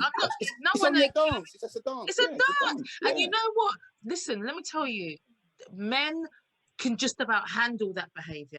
They can just about handle the men I came across. They were like, oh, some of them were a bit like, oh, I didn't know what to do with themselves. Like, just be quiet, man. Quiet. Yeah. Move your waist and be quiet. That's all you need to do. It's a dance, isn't it? No big thing. Don't even have to talk. Don't even have to talk. You know, this is all obviously pre 2008. Yeah, of course. So pre 2008, that doesn't happen anymore. But yeah, man, it's, you know, and I think men are a bit shocked when women come onto them more than anything. It depends on certain types of men who can handle it. Depends on the type of man that you move into. You see now. Do you find it off-putting, Olu? Not at all. No? Not at all. No, because how can I put it now? Because from very young age, we are socialized to handle the rejection. In fact, I remember in my formative years, you know, how do you aunt skill? Do you touch her? Do you hold her? Do you stand next to her? You know, we develop these little strategies. And then as you get older, you learn that, you know what, the best way just to go up and approach her. The worst she can do is say no. But what if she says yes? You see now? And that's what you work for. What if she says yes? Yeah. Yeah. You know, there's nothing worse than, there's nothing worse than getting to a dance thinking, oh, what should I ask? It's too late then. Ask her, she may say yes. You know? Yeah. I used to be well shy when I was younger, much younger. And I remember, let me see. So, I remember this girl phoned me once, to ask her out. This is school days, so we're going way back. And I still couldn't brave it to go and ask her out the following day, even though she had already done half the work for me. That's so endearing, though. Yeah. And it is, man. But, you know, I met a man once and he told me not, you know, the greatest thing about women is being able to take rejection. And that's the way he just explained a simple thing to me about women. And I took that on board and, never looked back ever since. But, I'll never forget that. I was 12 years old when that happened. Yeah. Is that, do we think that's healthy? That it's drummed into you from an early age to expect letdown? No, it's not that. It's how to deal with it. You see that? Yes, because it's not every girl that you're going to go to when you're that young is going to accept you. So you're going to get rejection. It's just always going to happen. Yeah, it's not every girl that we like, and vice versa, isn't it? And it happens from they don't handle young. it very well. They get It abusive, happens from young. Like, I've got 10-year-olds and 8. Sorry, I'm saying 8. It was his birthday last week. 9-year-olds and 10-year-old sons. Yeah, my daughters are 26. So as a woman, I was fine bringing up my girls, but as a woman bringing up my boys is new to me. I don't go to the toilet standing up. I sit down. So there's things I can't teach you. Like, you know, their dad is here, fantastic, we're married, and you know, their dad is here. But when I hear my husband talking to my sons about girls, and he does talk to them about girls, even though they're little when they're young, because they talk to him about girls. You know, my 9-year-old is telling me today that him and a girl, Aaliyah, is decided to be boyfriend and girlfriend. Like, what do you mean? You're 9. But and this is what I'm saying. From young, our children are talking about these things in the playground. Let's think back to when we were in primary school. We had our little boyfriend, even though you probably didn't even kiss him, but you had, you know, that concept of a boyfriend and having a heterosexual relationship is still out there for our little children when they're 6, 7, 8, 9 years old, you know? So they talk about it and I'm just like, what are you teaching my child? Like, why are you telling him that, you know, he's got to do this and he's got to do that? But I just keep my mouth quiet because I'm not a man, I'm a woman. And they're going to grow up to be men. So they need their dad to tell them how to behave if dad wants to tell them how to take rejection at 10 years old, then do your thing, innit? Like, that's do your thing. I didn't teach my daughters about rejection at 10 years old because that wasn't something that girls deal with. Do you understand what I'm saying? So that in itself, you're right. I mean, I'm agreeing with you guys. You are taught how to deal with rejection from a very, very young age. So by the time you get to 17, 18, it's just like, all right, you just need to learn a strategy of how to actually approach the girl that you like, to talk to her, to get the reaction that you want, kind of thing. All of that I'm leaving to my husband, man. I will just show them how to treat women. That's what I'm there for. How to treat the females that's what I'm there for. You have to teach them how to be men in the relationship, because I don't know how that works. But I kind of feel like sorry, Shanties. That's why you got to big up the single parents. Because it must be so difficult, because I don't think I would be able to do it. Well, I would do it because you just do, don't you? Just get on with it. But it's still so hard to be growing up boys and just teaching, because you're built different. You're just built different, and I do feel that's because you've got like a man sort of telling you certain things. You know what I mean? Like, I think I've seen my partner cry once, and that was at a funeral. So I never understood it at first. I thought, how come we don't cry? Like, what is going on? You know. But I just feel like you're built different. I mean, I cry at this. I don't expect you to be crying at like the drop of a hat. However, it's just understanding how a man. How they think. They're just completely different to us. Like. And it would be difficult. So I have to big up and salute the single parent women out there that are doing both. Yeah, it's true. I mean, because what I was going to say is teaching, I mean, I guess it can be all right because it's having understanding expectations and that these things can happen. So I guess teaching young boys to firm up and to expect rejection or so on and so forth. To a degree, I get it, but I'm like, okay, but how much of that is old school teaching, and how much of that then feeds into, like you just said, Shanties, your partner, you've only ever seen him cry once in how many years? He's your fiance, you're going to marry this man, and you've only seen him cry once. And this is questions that have come up on our mental health topics when we had that talk. How healthy is that?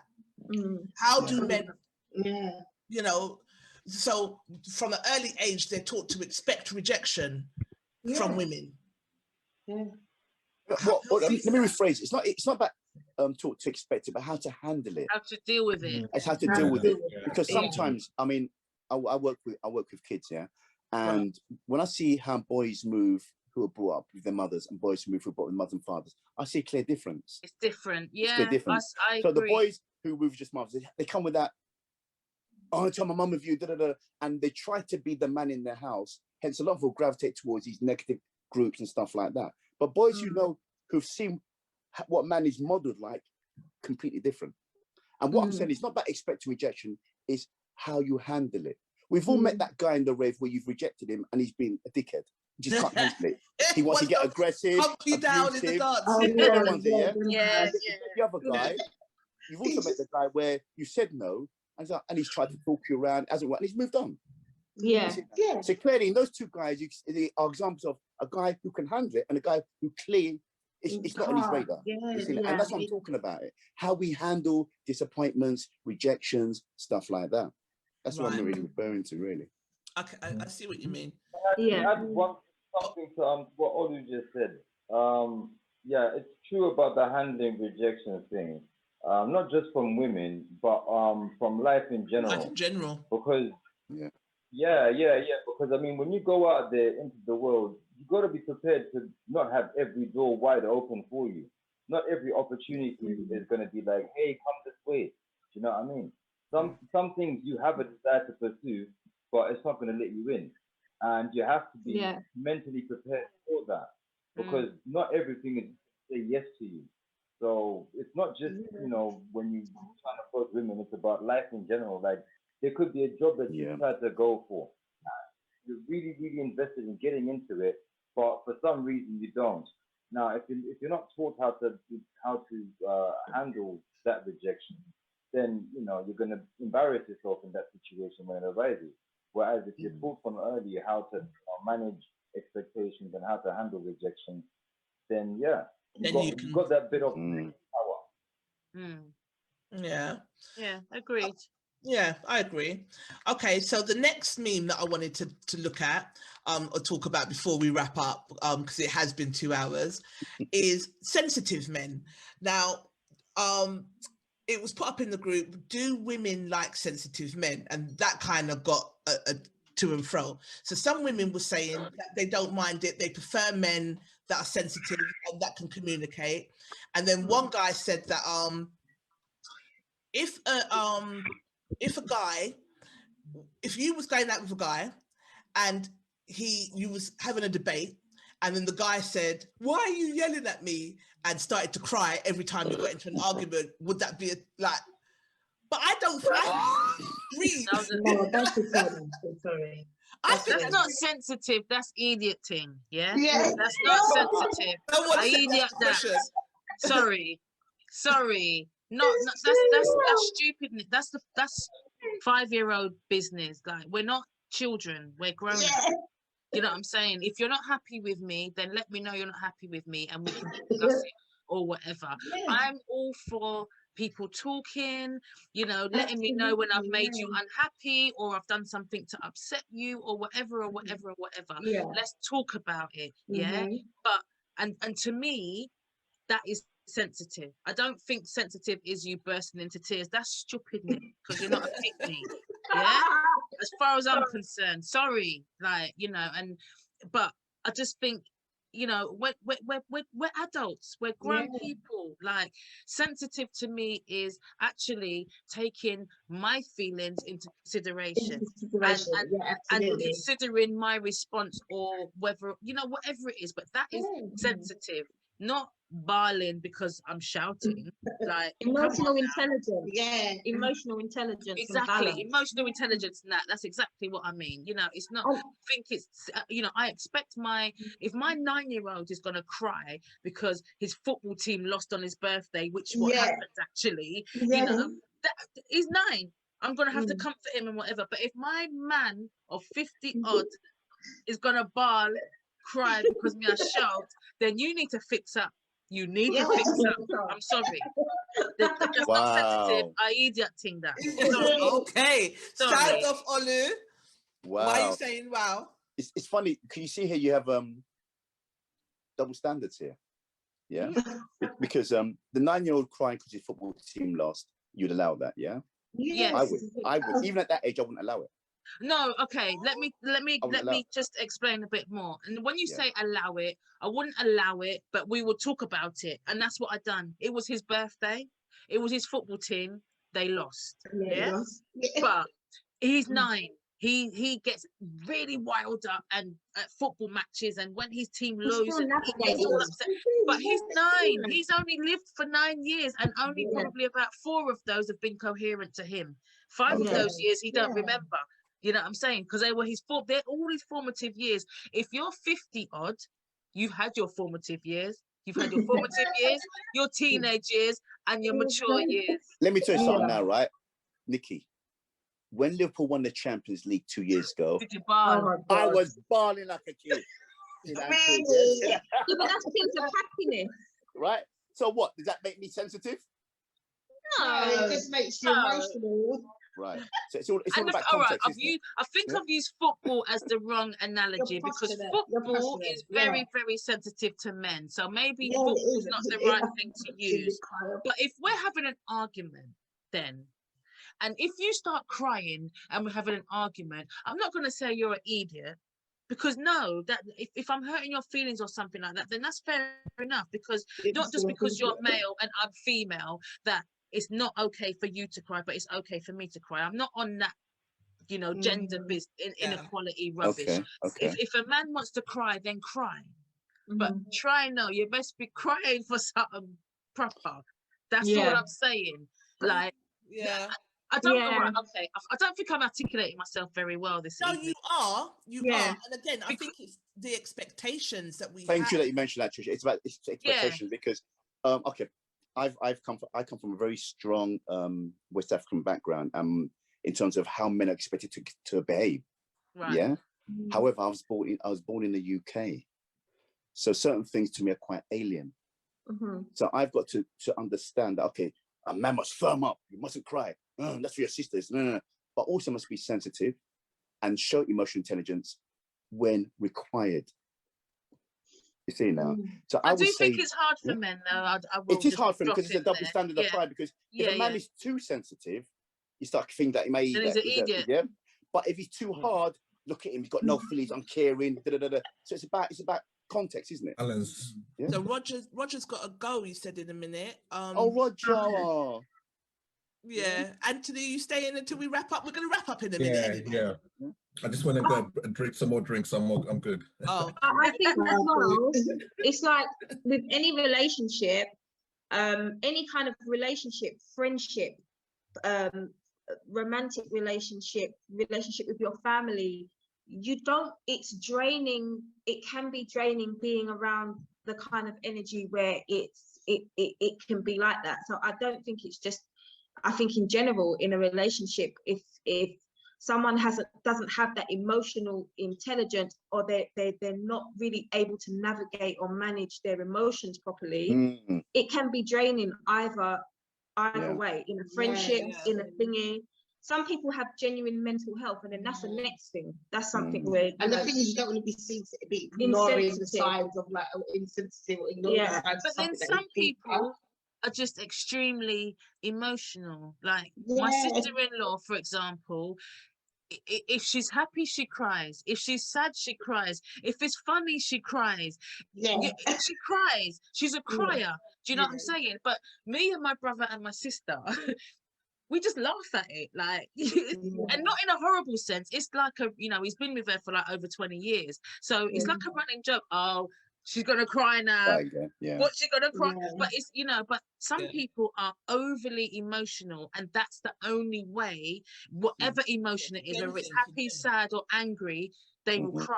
So that I think you've got to accept people for what they are. In my marriage, I'm seen as the hard one, and my husband is seen as the nice. I won't say nice, like, because it's not like I'm not nice, but he's the more forgiving half of the partnership kind of thing, but he's not sensitive in that way, but he is very sensitive in the way of, he's sensitive to my needs, and he's sensitive in the way that he's considerate.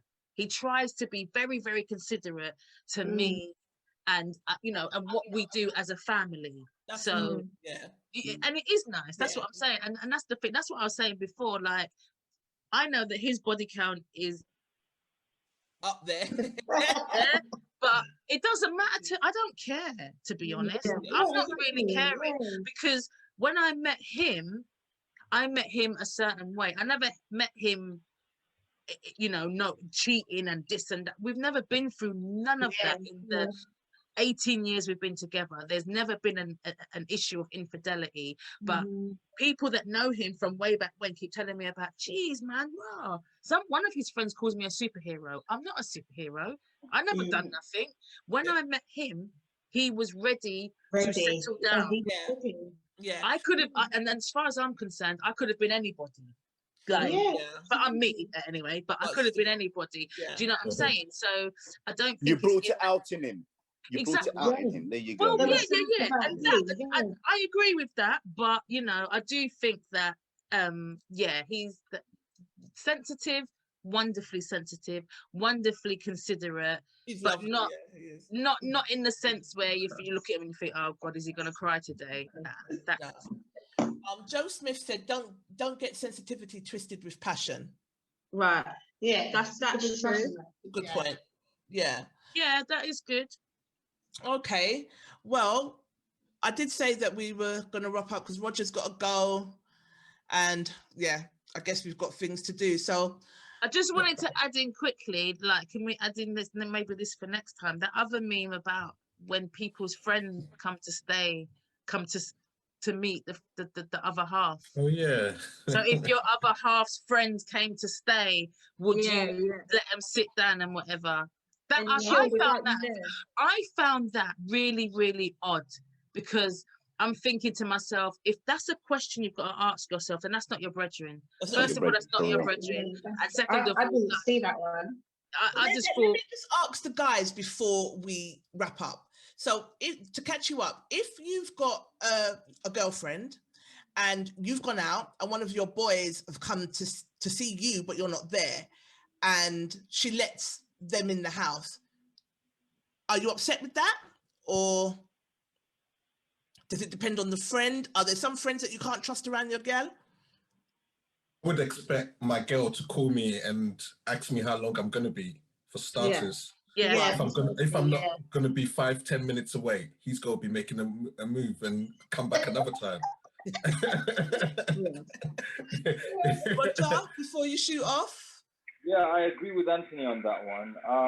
Okay, so my brother, he doesn't live too far away from where I live, right? He's married, and whenever I'm at work, there's been, you know, the opportunity for me to go and see him. Now, I'd ring him and I'd ask him if he's in. If he's not in, what am I going there for? Yeah, that's true. Yeah, look at his face. Yeah, but you know, like, so would it be an issue if you was to drop in on your brother and your sister-in-law? Is that a problem? Would that be a problem? It's not a problem for me to drop in and see them if they're there together. What I'm saying is, if he's at work and he's not there, and he's not going to be in for a significant period of time, I'm not hanging around there. You've got no reason to go there. Hanging around. Yeah, no, fair enough. I get that, totally. Okay, let me flip it to the audience. What about the woman who comes to see you when your partner's not there? I don't get the question. Sorry, what does that mean? Sorry? So your partner's friends comes to see you. Yeah. My partner's friend comes she comes to see you. You're not in this, so it's just you and your partner. What's happening then? Is she wrong for staying? So it's your friend. So it's your friend. It's your friend's girl, Olu. You're basically no, what I'm saying. Imagine that's my partner. Yeah, she's not in the house. Her friend comes to see. Oh, and she's not in, and you're there. Yeah. Right. Do I let her in? Do I let her in, or do I say to her, no, you can't come in? What? Depends on the friend, but I don't have people come into my house that I'm not tight with. Exactly. Thank you. I was coming to that. You know why? Exactly. Because the way the conversation sounds is that people don't trust themselves. No, if you got that kind of friend, then they're not coming to your yard, is it? Yeah, exactly. You need to question what's going on. Yeah. You see now. Yeah. You But I just found that very, that one, I thought, wow, like, that's a bit, for me, that was a bit like questionable. I don't have anyone around me that I cannot trust around my husband. This age, anyway. No, that's what I'm saying. Now, yeah, but it's no different circumstance. Where I live right now, it just doesn't make sense anybody coming down here. I live outside London, mate. You know, so no one can coming down here without calling me first, or you know, without me not knowing that you're coming here. You know, it's not as if when I used to live in Tottenham, where, you know, you could be passing through and, you know, oh, is that, and, you know, you could just pass by, and if I'm not there, then I'm not there. But where I live now, that's how I'm just seeing this question now. It's like, you know, I live kind of way far out of London, so what are you doing here without calling me and letting me know that you're coming? I've had situations before where, you know, my husband's friends have said, yeah, I'm coming to check him and whatever, and he's been delayed. So we've literally had to, you know, and I smoke, so we sit down, we might smoke, we might have a drink, we might have a, you know what I'm saying? But I think that's my personality, and that's me, and that's how I am. Yeah, there's nothing wrong with that. There's nothing wrong with that at all. But if the way I interpreted the question is that, you know, somebody's just popped up without phoning, nothing, you know, and you've let them in, and well, it's either you're calling me to let me know what's going on, or he's called to say, what's going on. So that's how I was taking it, you know. So I was saying. Ask the guys a question. Has any of your partner's friends ever flirted with you? No. Who are you looking at over there? A bag of silence out here now. Nah. Okay, let me do a very quick one. Yeah, very quick one. Yeah. Many moons ago, I went to this club, and my friend, we went there, and we saw this girl. And you know when, you know, the girl likes you, but your friend likes her more, because she goes, I really like the girl, but I can see the way the girl was looking at me, she kind of favoured me more. Anyway, to cut long story short, they exchanged numbers. Yeah. Exchanged numbers.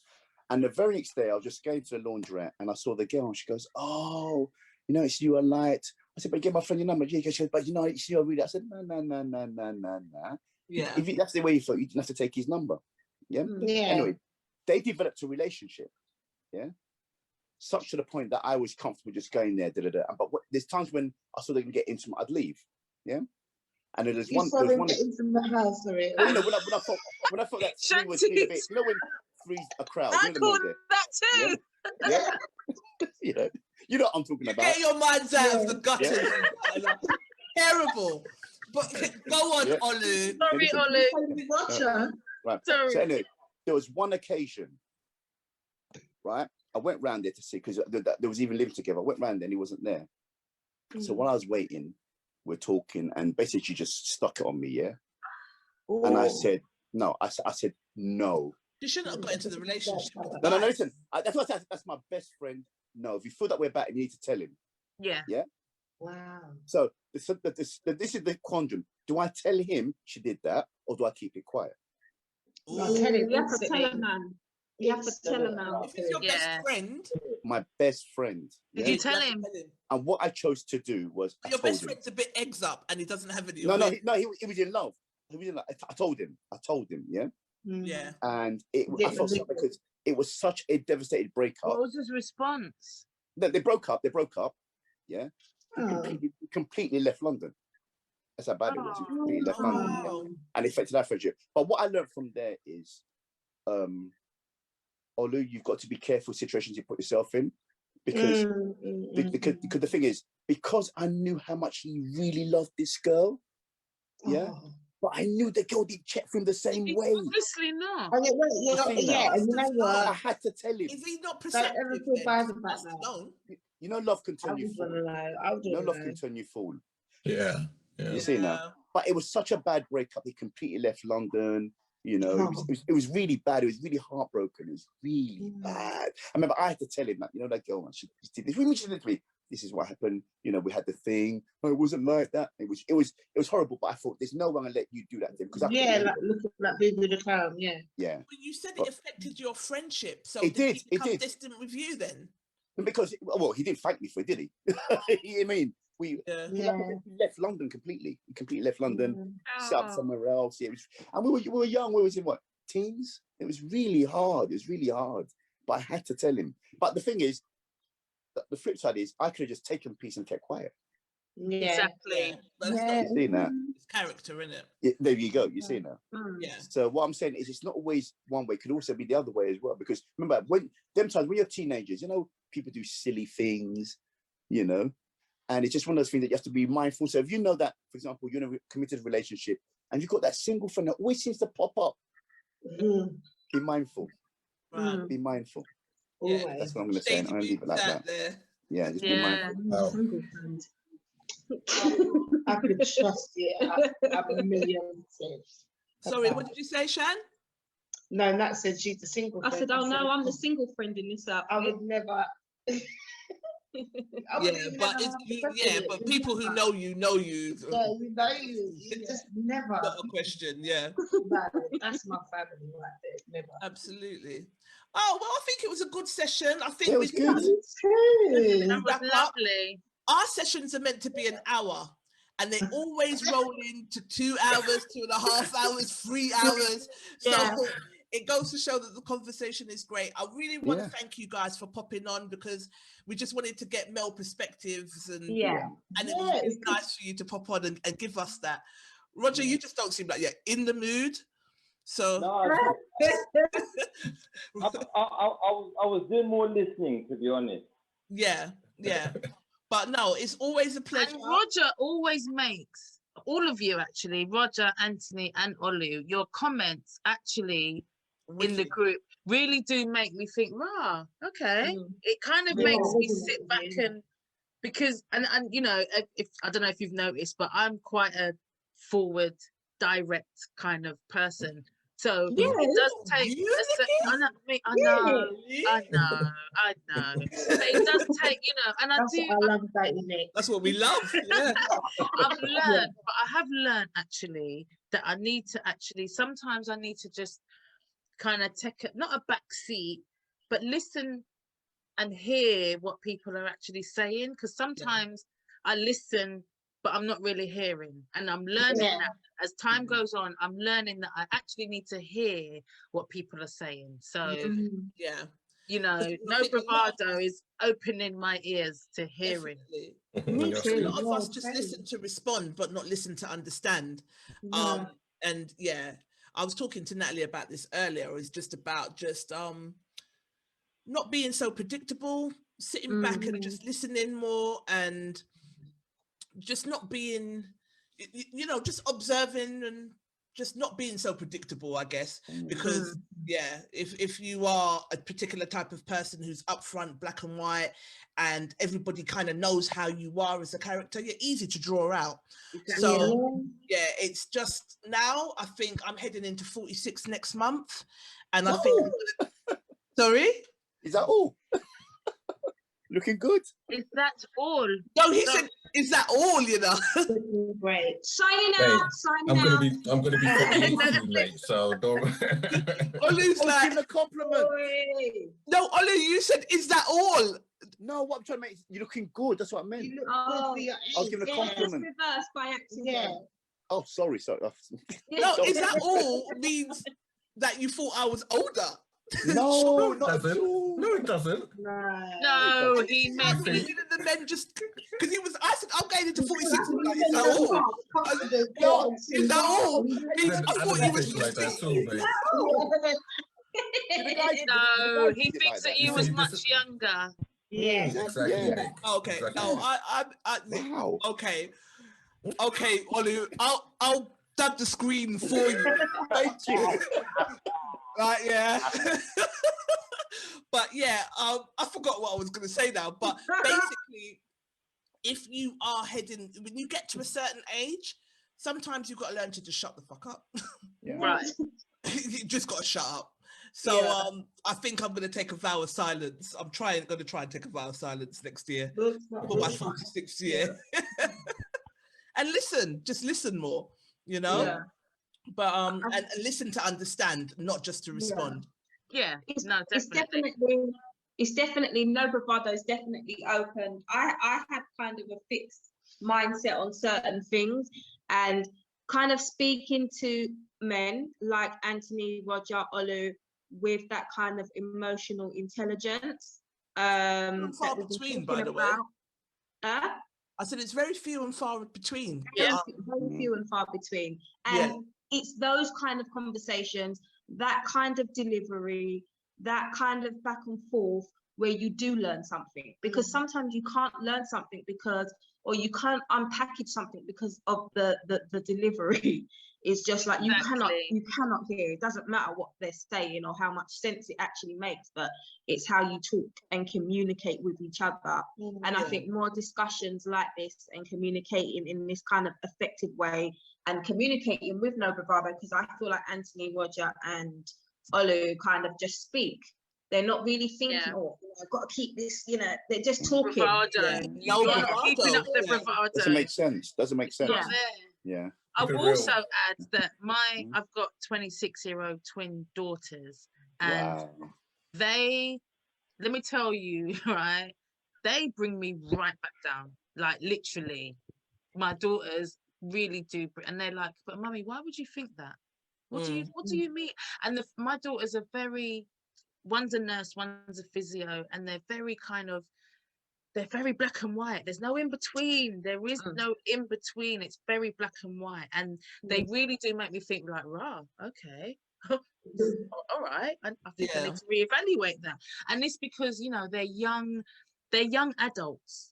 They're not kids. I can't tell them what to do anymore. They, you know, one lives at home, one moves away, but they're not children. They're young adults, and they're thirsty for their own energy. So I kind of feed off of them. Do you know what I'm saying? Sometimes, like I've got the experience of age on my side, but apart from that, what's the difference between us really? Apart from 21 years, that's all.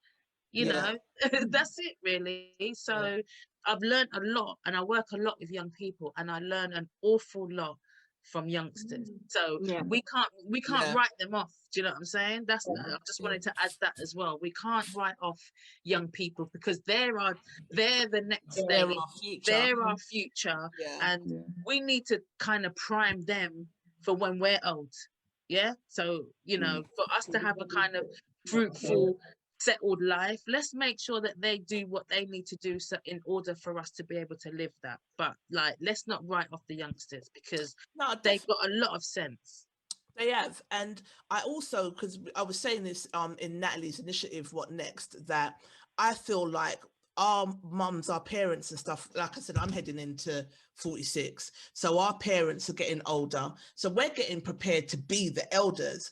And I think it's, you know, our responsibility. It's like we're the next ancestors now, so there's lots of things that have changed from when my mum's mum and coming down from my mum. There's things that have changed. We're waking up to certain things. There's more talk about building communities, and it's definitely our responsibility to be able to communicate with each other. And that's why we started this platform as men and women.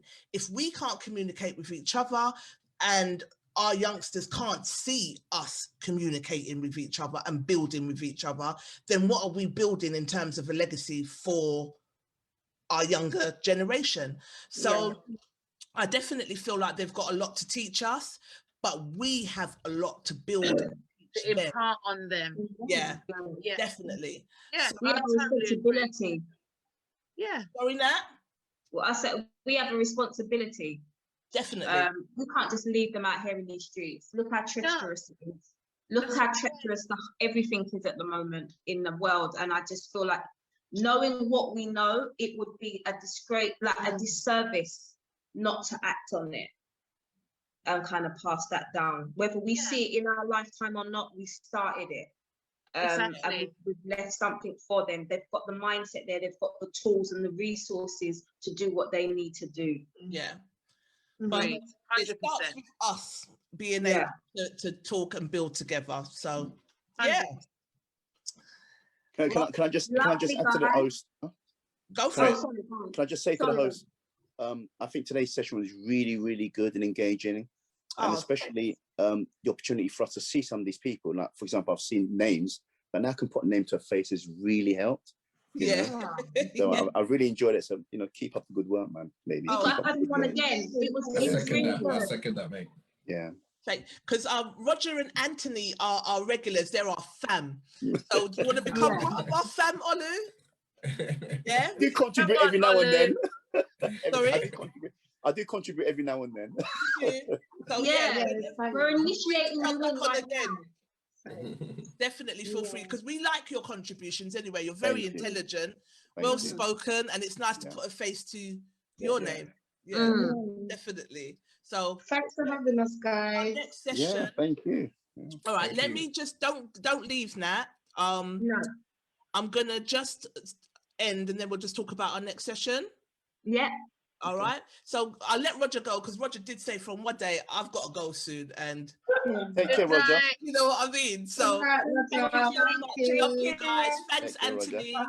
Thanks. Bye. If you guys just we just put them in the weight room. Yeah.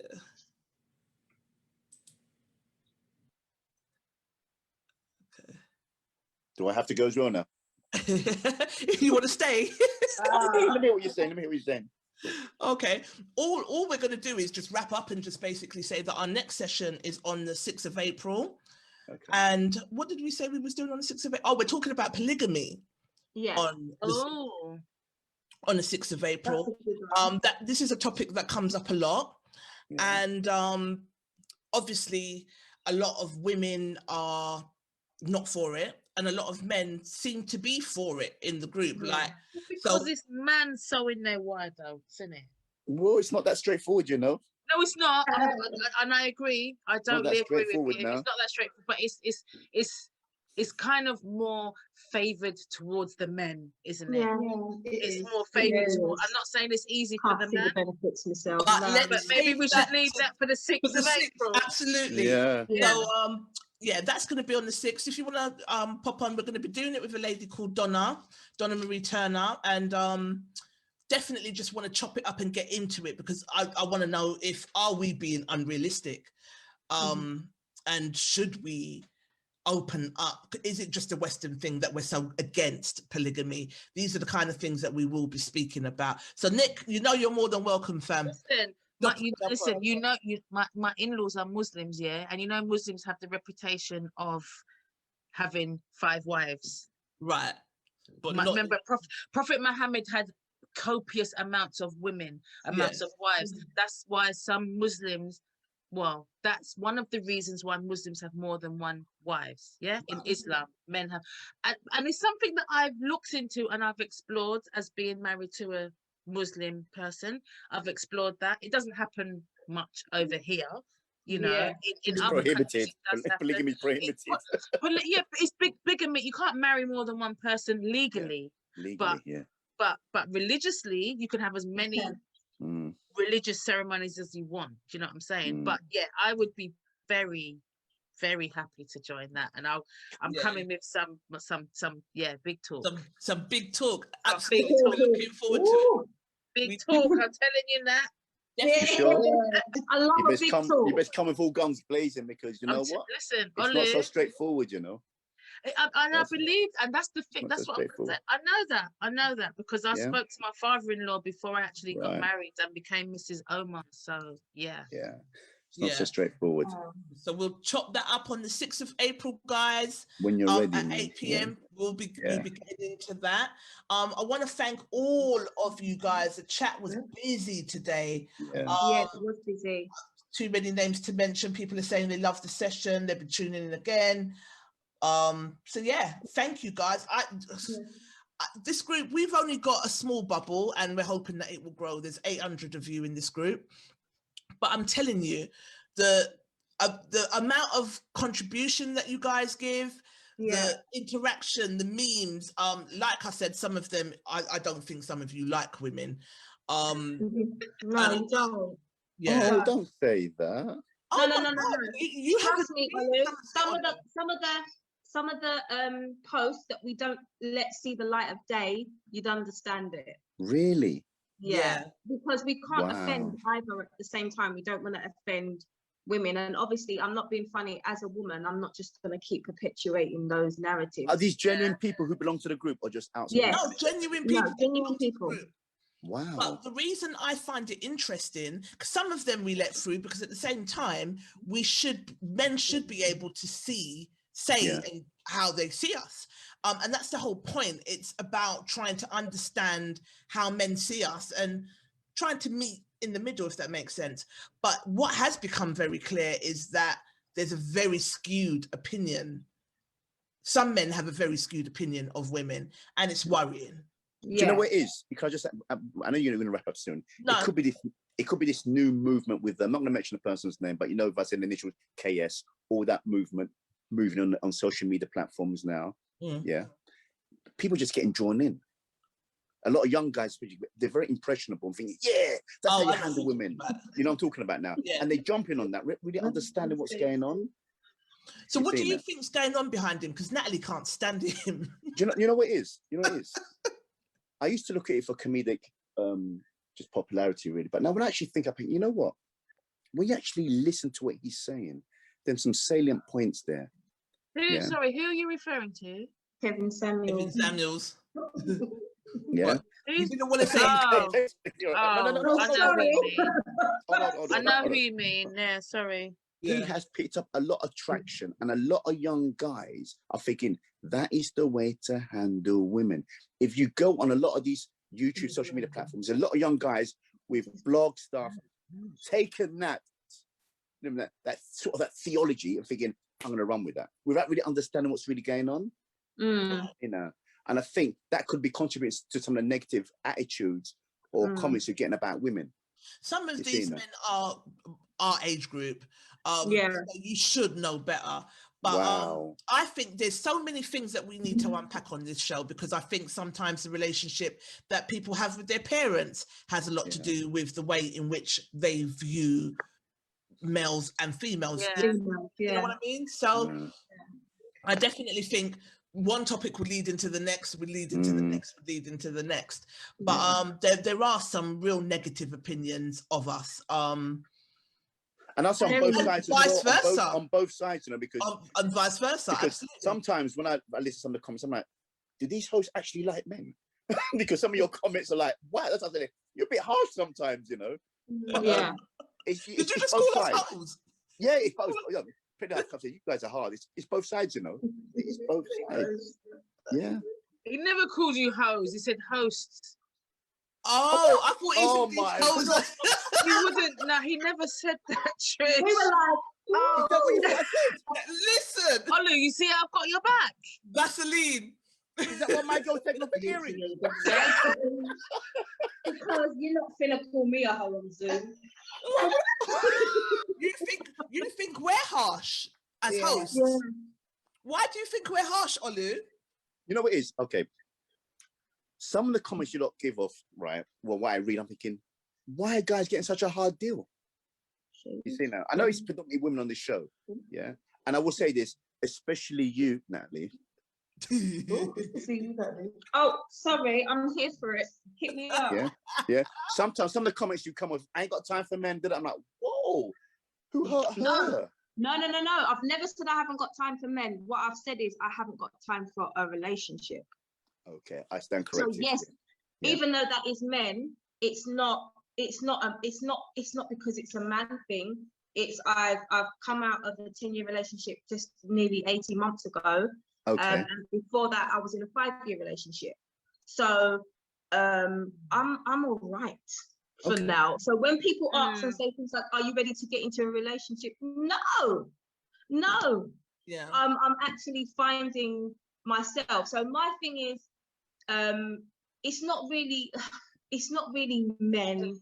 It's more the whole relationship. Are you ready to go back into that world or dating world yet? No. You're not close to the idea of dipping your foot in dating pool.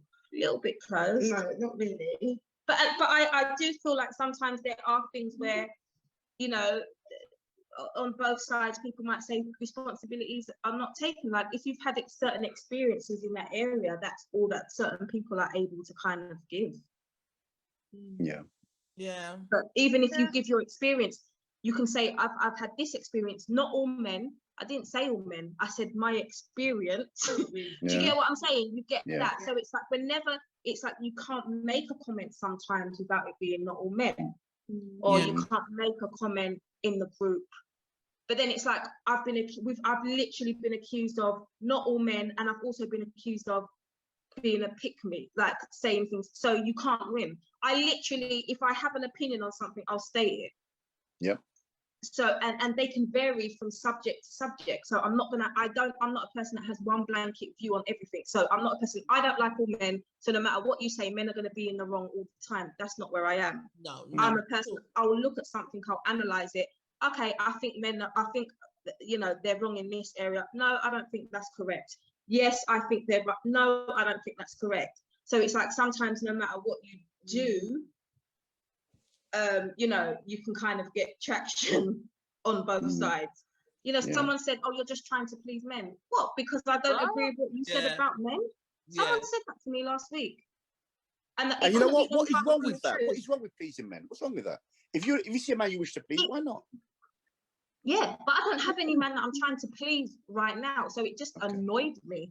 And I'm a person, it is what it is. If I feel like that about something, I'm going to say how I feel about that. Exactly. If you're chatting shit, I'm going to tell you you're chatting shit. Yeah. And some people can't handle the thing. That's the thing. There are many topics in which we stick up for men. And I think for me, this journey is to really understand the psyche of men, because we are built differently. We look at things completely differently. Like, for instance, we put up a meme in the group, and it basically was saying that women feel like if a man cheats on them, it's something to do with them, but it's more to do with the character of the guy. It's not really to do with you. But nowhere in that meme did it say all men cheat. All men cheat. That went on for days, didn't it? Right, it went on for days. Arguing back and forth for days, because it didn't say that. What it was just basically saying is sometimes if a man cheats on a woman, the woman will be like, oh, what did I do wrong? We start to doubt ourselves, self-esteem plummets. But it's not about necessarily you. Sometimes it's about the character. But you know, if you've got a man that doesn't cheat on you, it's because of his character.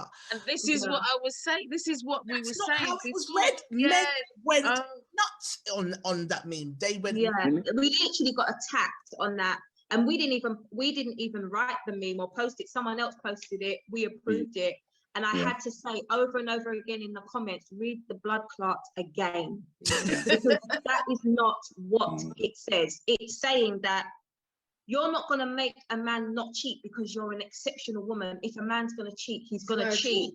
It just depends on that particular man in general. But not all men cheat. Why is it always all men cheat? It's just this is narrative. Nowhere in the post does it say all men cheat. It's just saying it's not about your character. It's more about the person who cheats his character. The person who did it happened to actually use the example of a man and a woman as the man cheating. But what he was trying to say is it doesn't matter how great you are. If your man's going to cheat, he's going to cheat. Yeah. And that links back to when you had the guest Goody, and he was talking about things like that. Yeah, because I think your platform, remember, it's essentially hosted by women. It's good to get men so you get a balanced view as to topical issues. Yeah. And also sometimes some of those negative views, let them through. Even if you don't show them, mention them. Yeah. You see, so you get that balanced view. You see that? I mean, I come across this by accident, and I really enjoy it. But I can imagine there'd be a lot of guys here who don't even know about your platform. Well, we'll share it with them. And I'm sure they could learn, because the whole idea is, remember, if you're getting information purely from women, you're going to get a very slanted view. It's about us coming together, having these discussions, thrashing it out, so you can see how each party sees certain issues. You see now what's happened? I don't know. I just someone's dropped out. Oh, you're back again. It's back so now. It's back. So I think it's good that we have these balanced views. We can thrash it out. We're not rude to each other. You know, we can disagree and move on. Yeah, sorry. I agree. Natalie, can you unmute yourself? Oh, there we go. Now you're back on mute now. Mute. There you go. We got ya. Go on. Me. Okay. So that was it, really. You know, it's important that we have these balanced views. No, well, definitely. If you know any guys that would want to come through and chat to us, invite them to the group. Let's get it popping, because that's the whole point. Yeah. You know, that's the whole point. Good. I see Roger's still in the chat. Are you okay? Yeah, that's the whole point. So if you've got any guys that you think would be good to talk to us, then let us know. Hit us up. We'll do. Yeah. We'll do. Was you the person that emailed me about Stamp? Yep. Are you coming? Is it going to take place? Yeah. Well, it just depends on what happens, but because I was ready to go, and then even I spoke to a friend of mine. He's like, "Is it going to happen this year?" You're saying yeah, we think it will, because it's October. It's October. But what I will say to you is just pay your deposit, and if it doesn't happen, you get it back. If we can't go, then I'm not worried about that. I'm not worried about that. Yeah. Well, then let's just we'll book. Let's go. Bring the boys, man. Put down your deposit. Let's party. You don't need to pay till what, September? Is it, Trish? You've got till September to pay. We're going in October, and if you do pay, try now you will get your money back, because we know the organisers ain't gonna be having no people telling them that he got their money. Can I just say something? We're not doing that. Yeah. Can I just say something? Do you have a plan B should in case overseas flying is not allowed to do something within the UK? Is there a plan B for that? No, because it just depends on what Boris is doing, isn't it? Yeah. If he lets us, there's nothing that. It's all dependent on the Prime Minister, because he said we were going to open back in June, and now he's saying October. Yeah. To be honest, he said he would review it in June. He didn't say to open. He said he'd review it in June after 5 weeks of looking at the data. He didn't say he would open. He said he'd review it. And everyone just jumped and said, "Oh, he's going to open it." No, he didn't actually say that. He'd review it, because he has to look at the data every 5 weeks. Oh, right. Yeah, but that was his roadmap, though, isn't it? That was his roadmap. Yeah. So April the 12th, we're supposed to be able to go. The non-essential shops will open, so all the shops are open. Providing time with the data, because these were milestones he put in place. Right, that's what I'm saying. That's his roadmap, depending on the thing. But the thing is, we are doing okay here, though. I assumed that with the vaccination program, the numbers are not going up; they're going down. It's now they're worried about Europe, but Europe don't have their vaccination program in place yet. However, there is a correlation that whenever Europe spikes, we tend to follow. So he has to bear in mind, look at the data there. But we didn't have a vaccination program. Our vaccination program only just started. They're on our borders.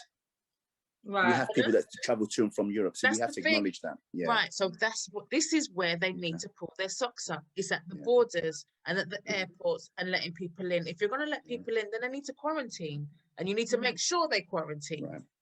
So but put down your deposit. I want to go. Trust me, I've heard so much about it. I want to go. Some sun on my back, I want to wear my bikini and thing. Not my bikini. you know what I'm talking about. Sensitive man, sensitive man, Mankini, that's it, yeah. Mankini. Well, we want to see that. Yeah, we will be putting out more stuff. Yeah, we will be putting out more promo and stuff about Stamp. So anyone that's interested, just look out for that, because we'll be putting that out. Yeah. Have many people from this chat signed up for it already? Not from. There's a couple. There's quite a few. Yeah. But we had some. What happened was we booked to go in 2020, but then obviously we couldn't go. So half of the people decided that they wanted their money back, and half stayed on. So then we only had half of the packages to sell, which now I think we're down to something like 7 or 8 spaces. Last time I spoke to Goody, which was this morning, where he was saying, 7 or 8 spaces we're down to. So once those spaces run out, we can't guarantee the 849, because from what I'm understanding, travel's just it's all over the place. Yeah. And especially, it's not going out, it's coming back. We'll be isolated and that sort of stuff. People concerned about.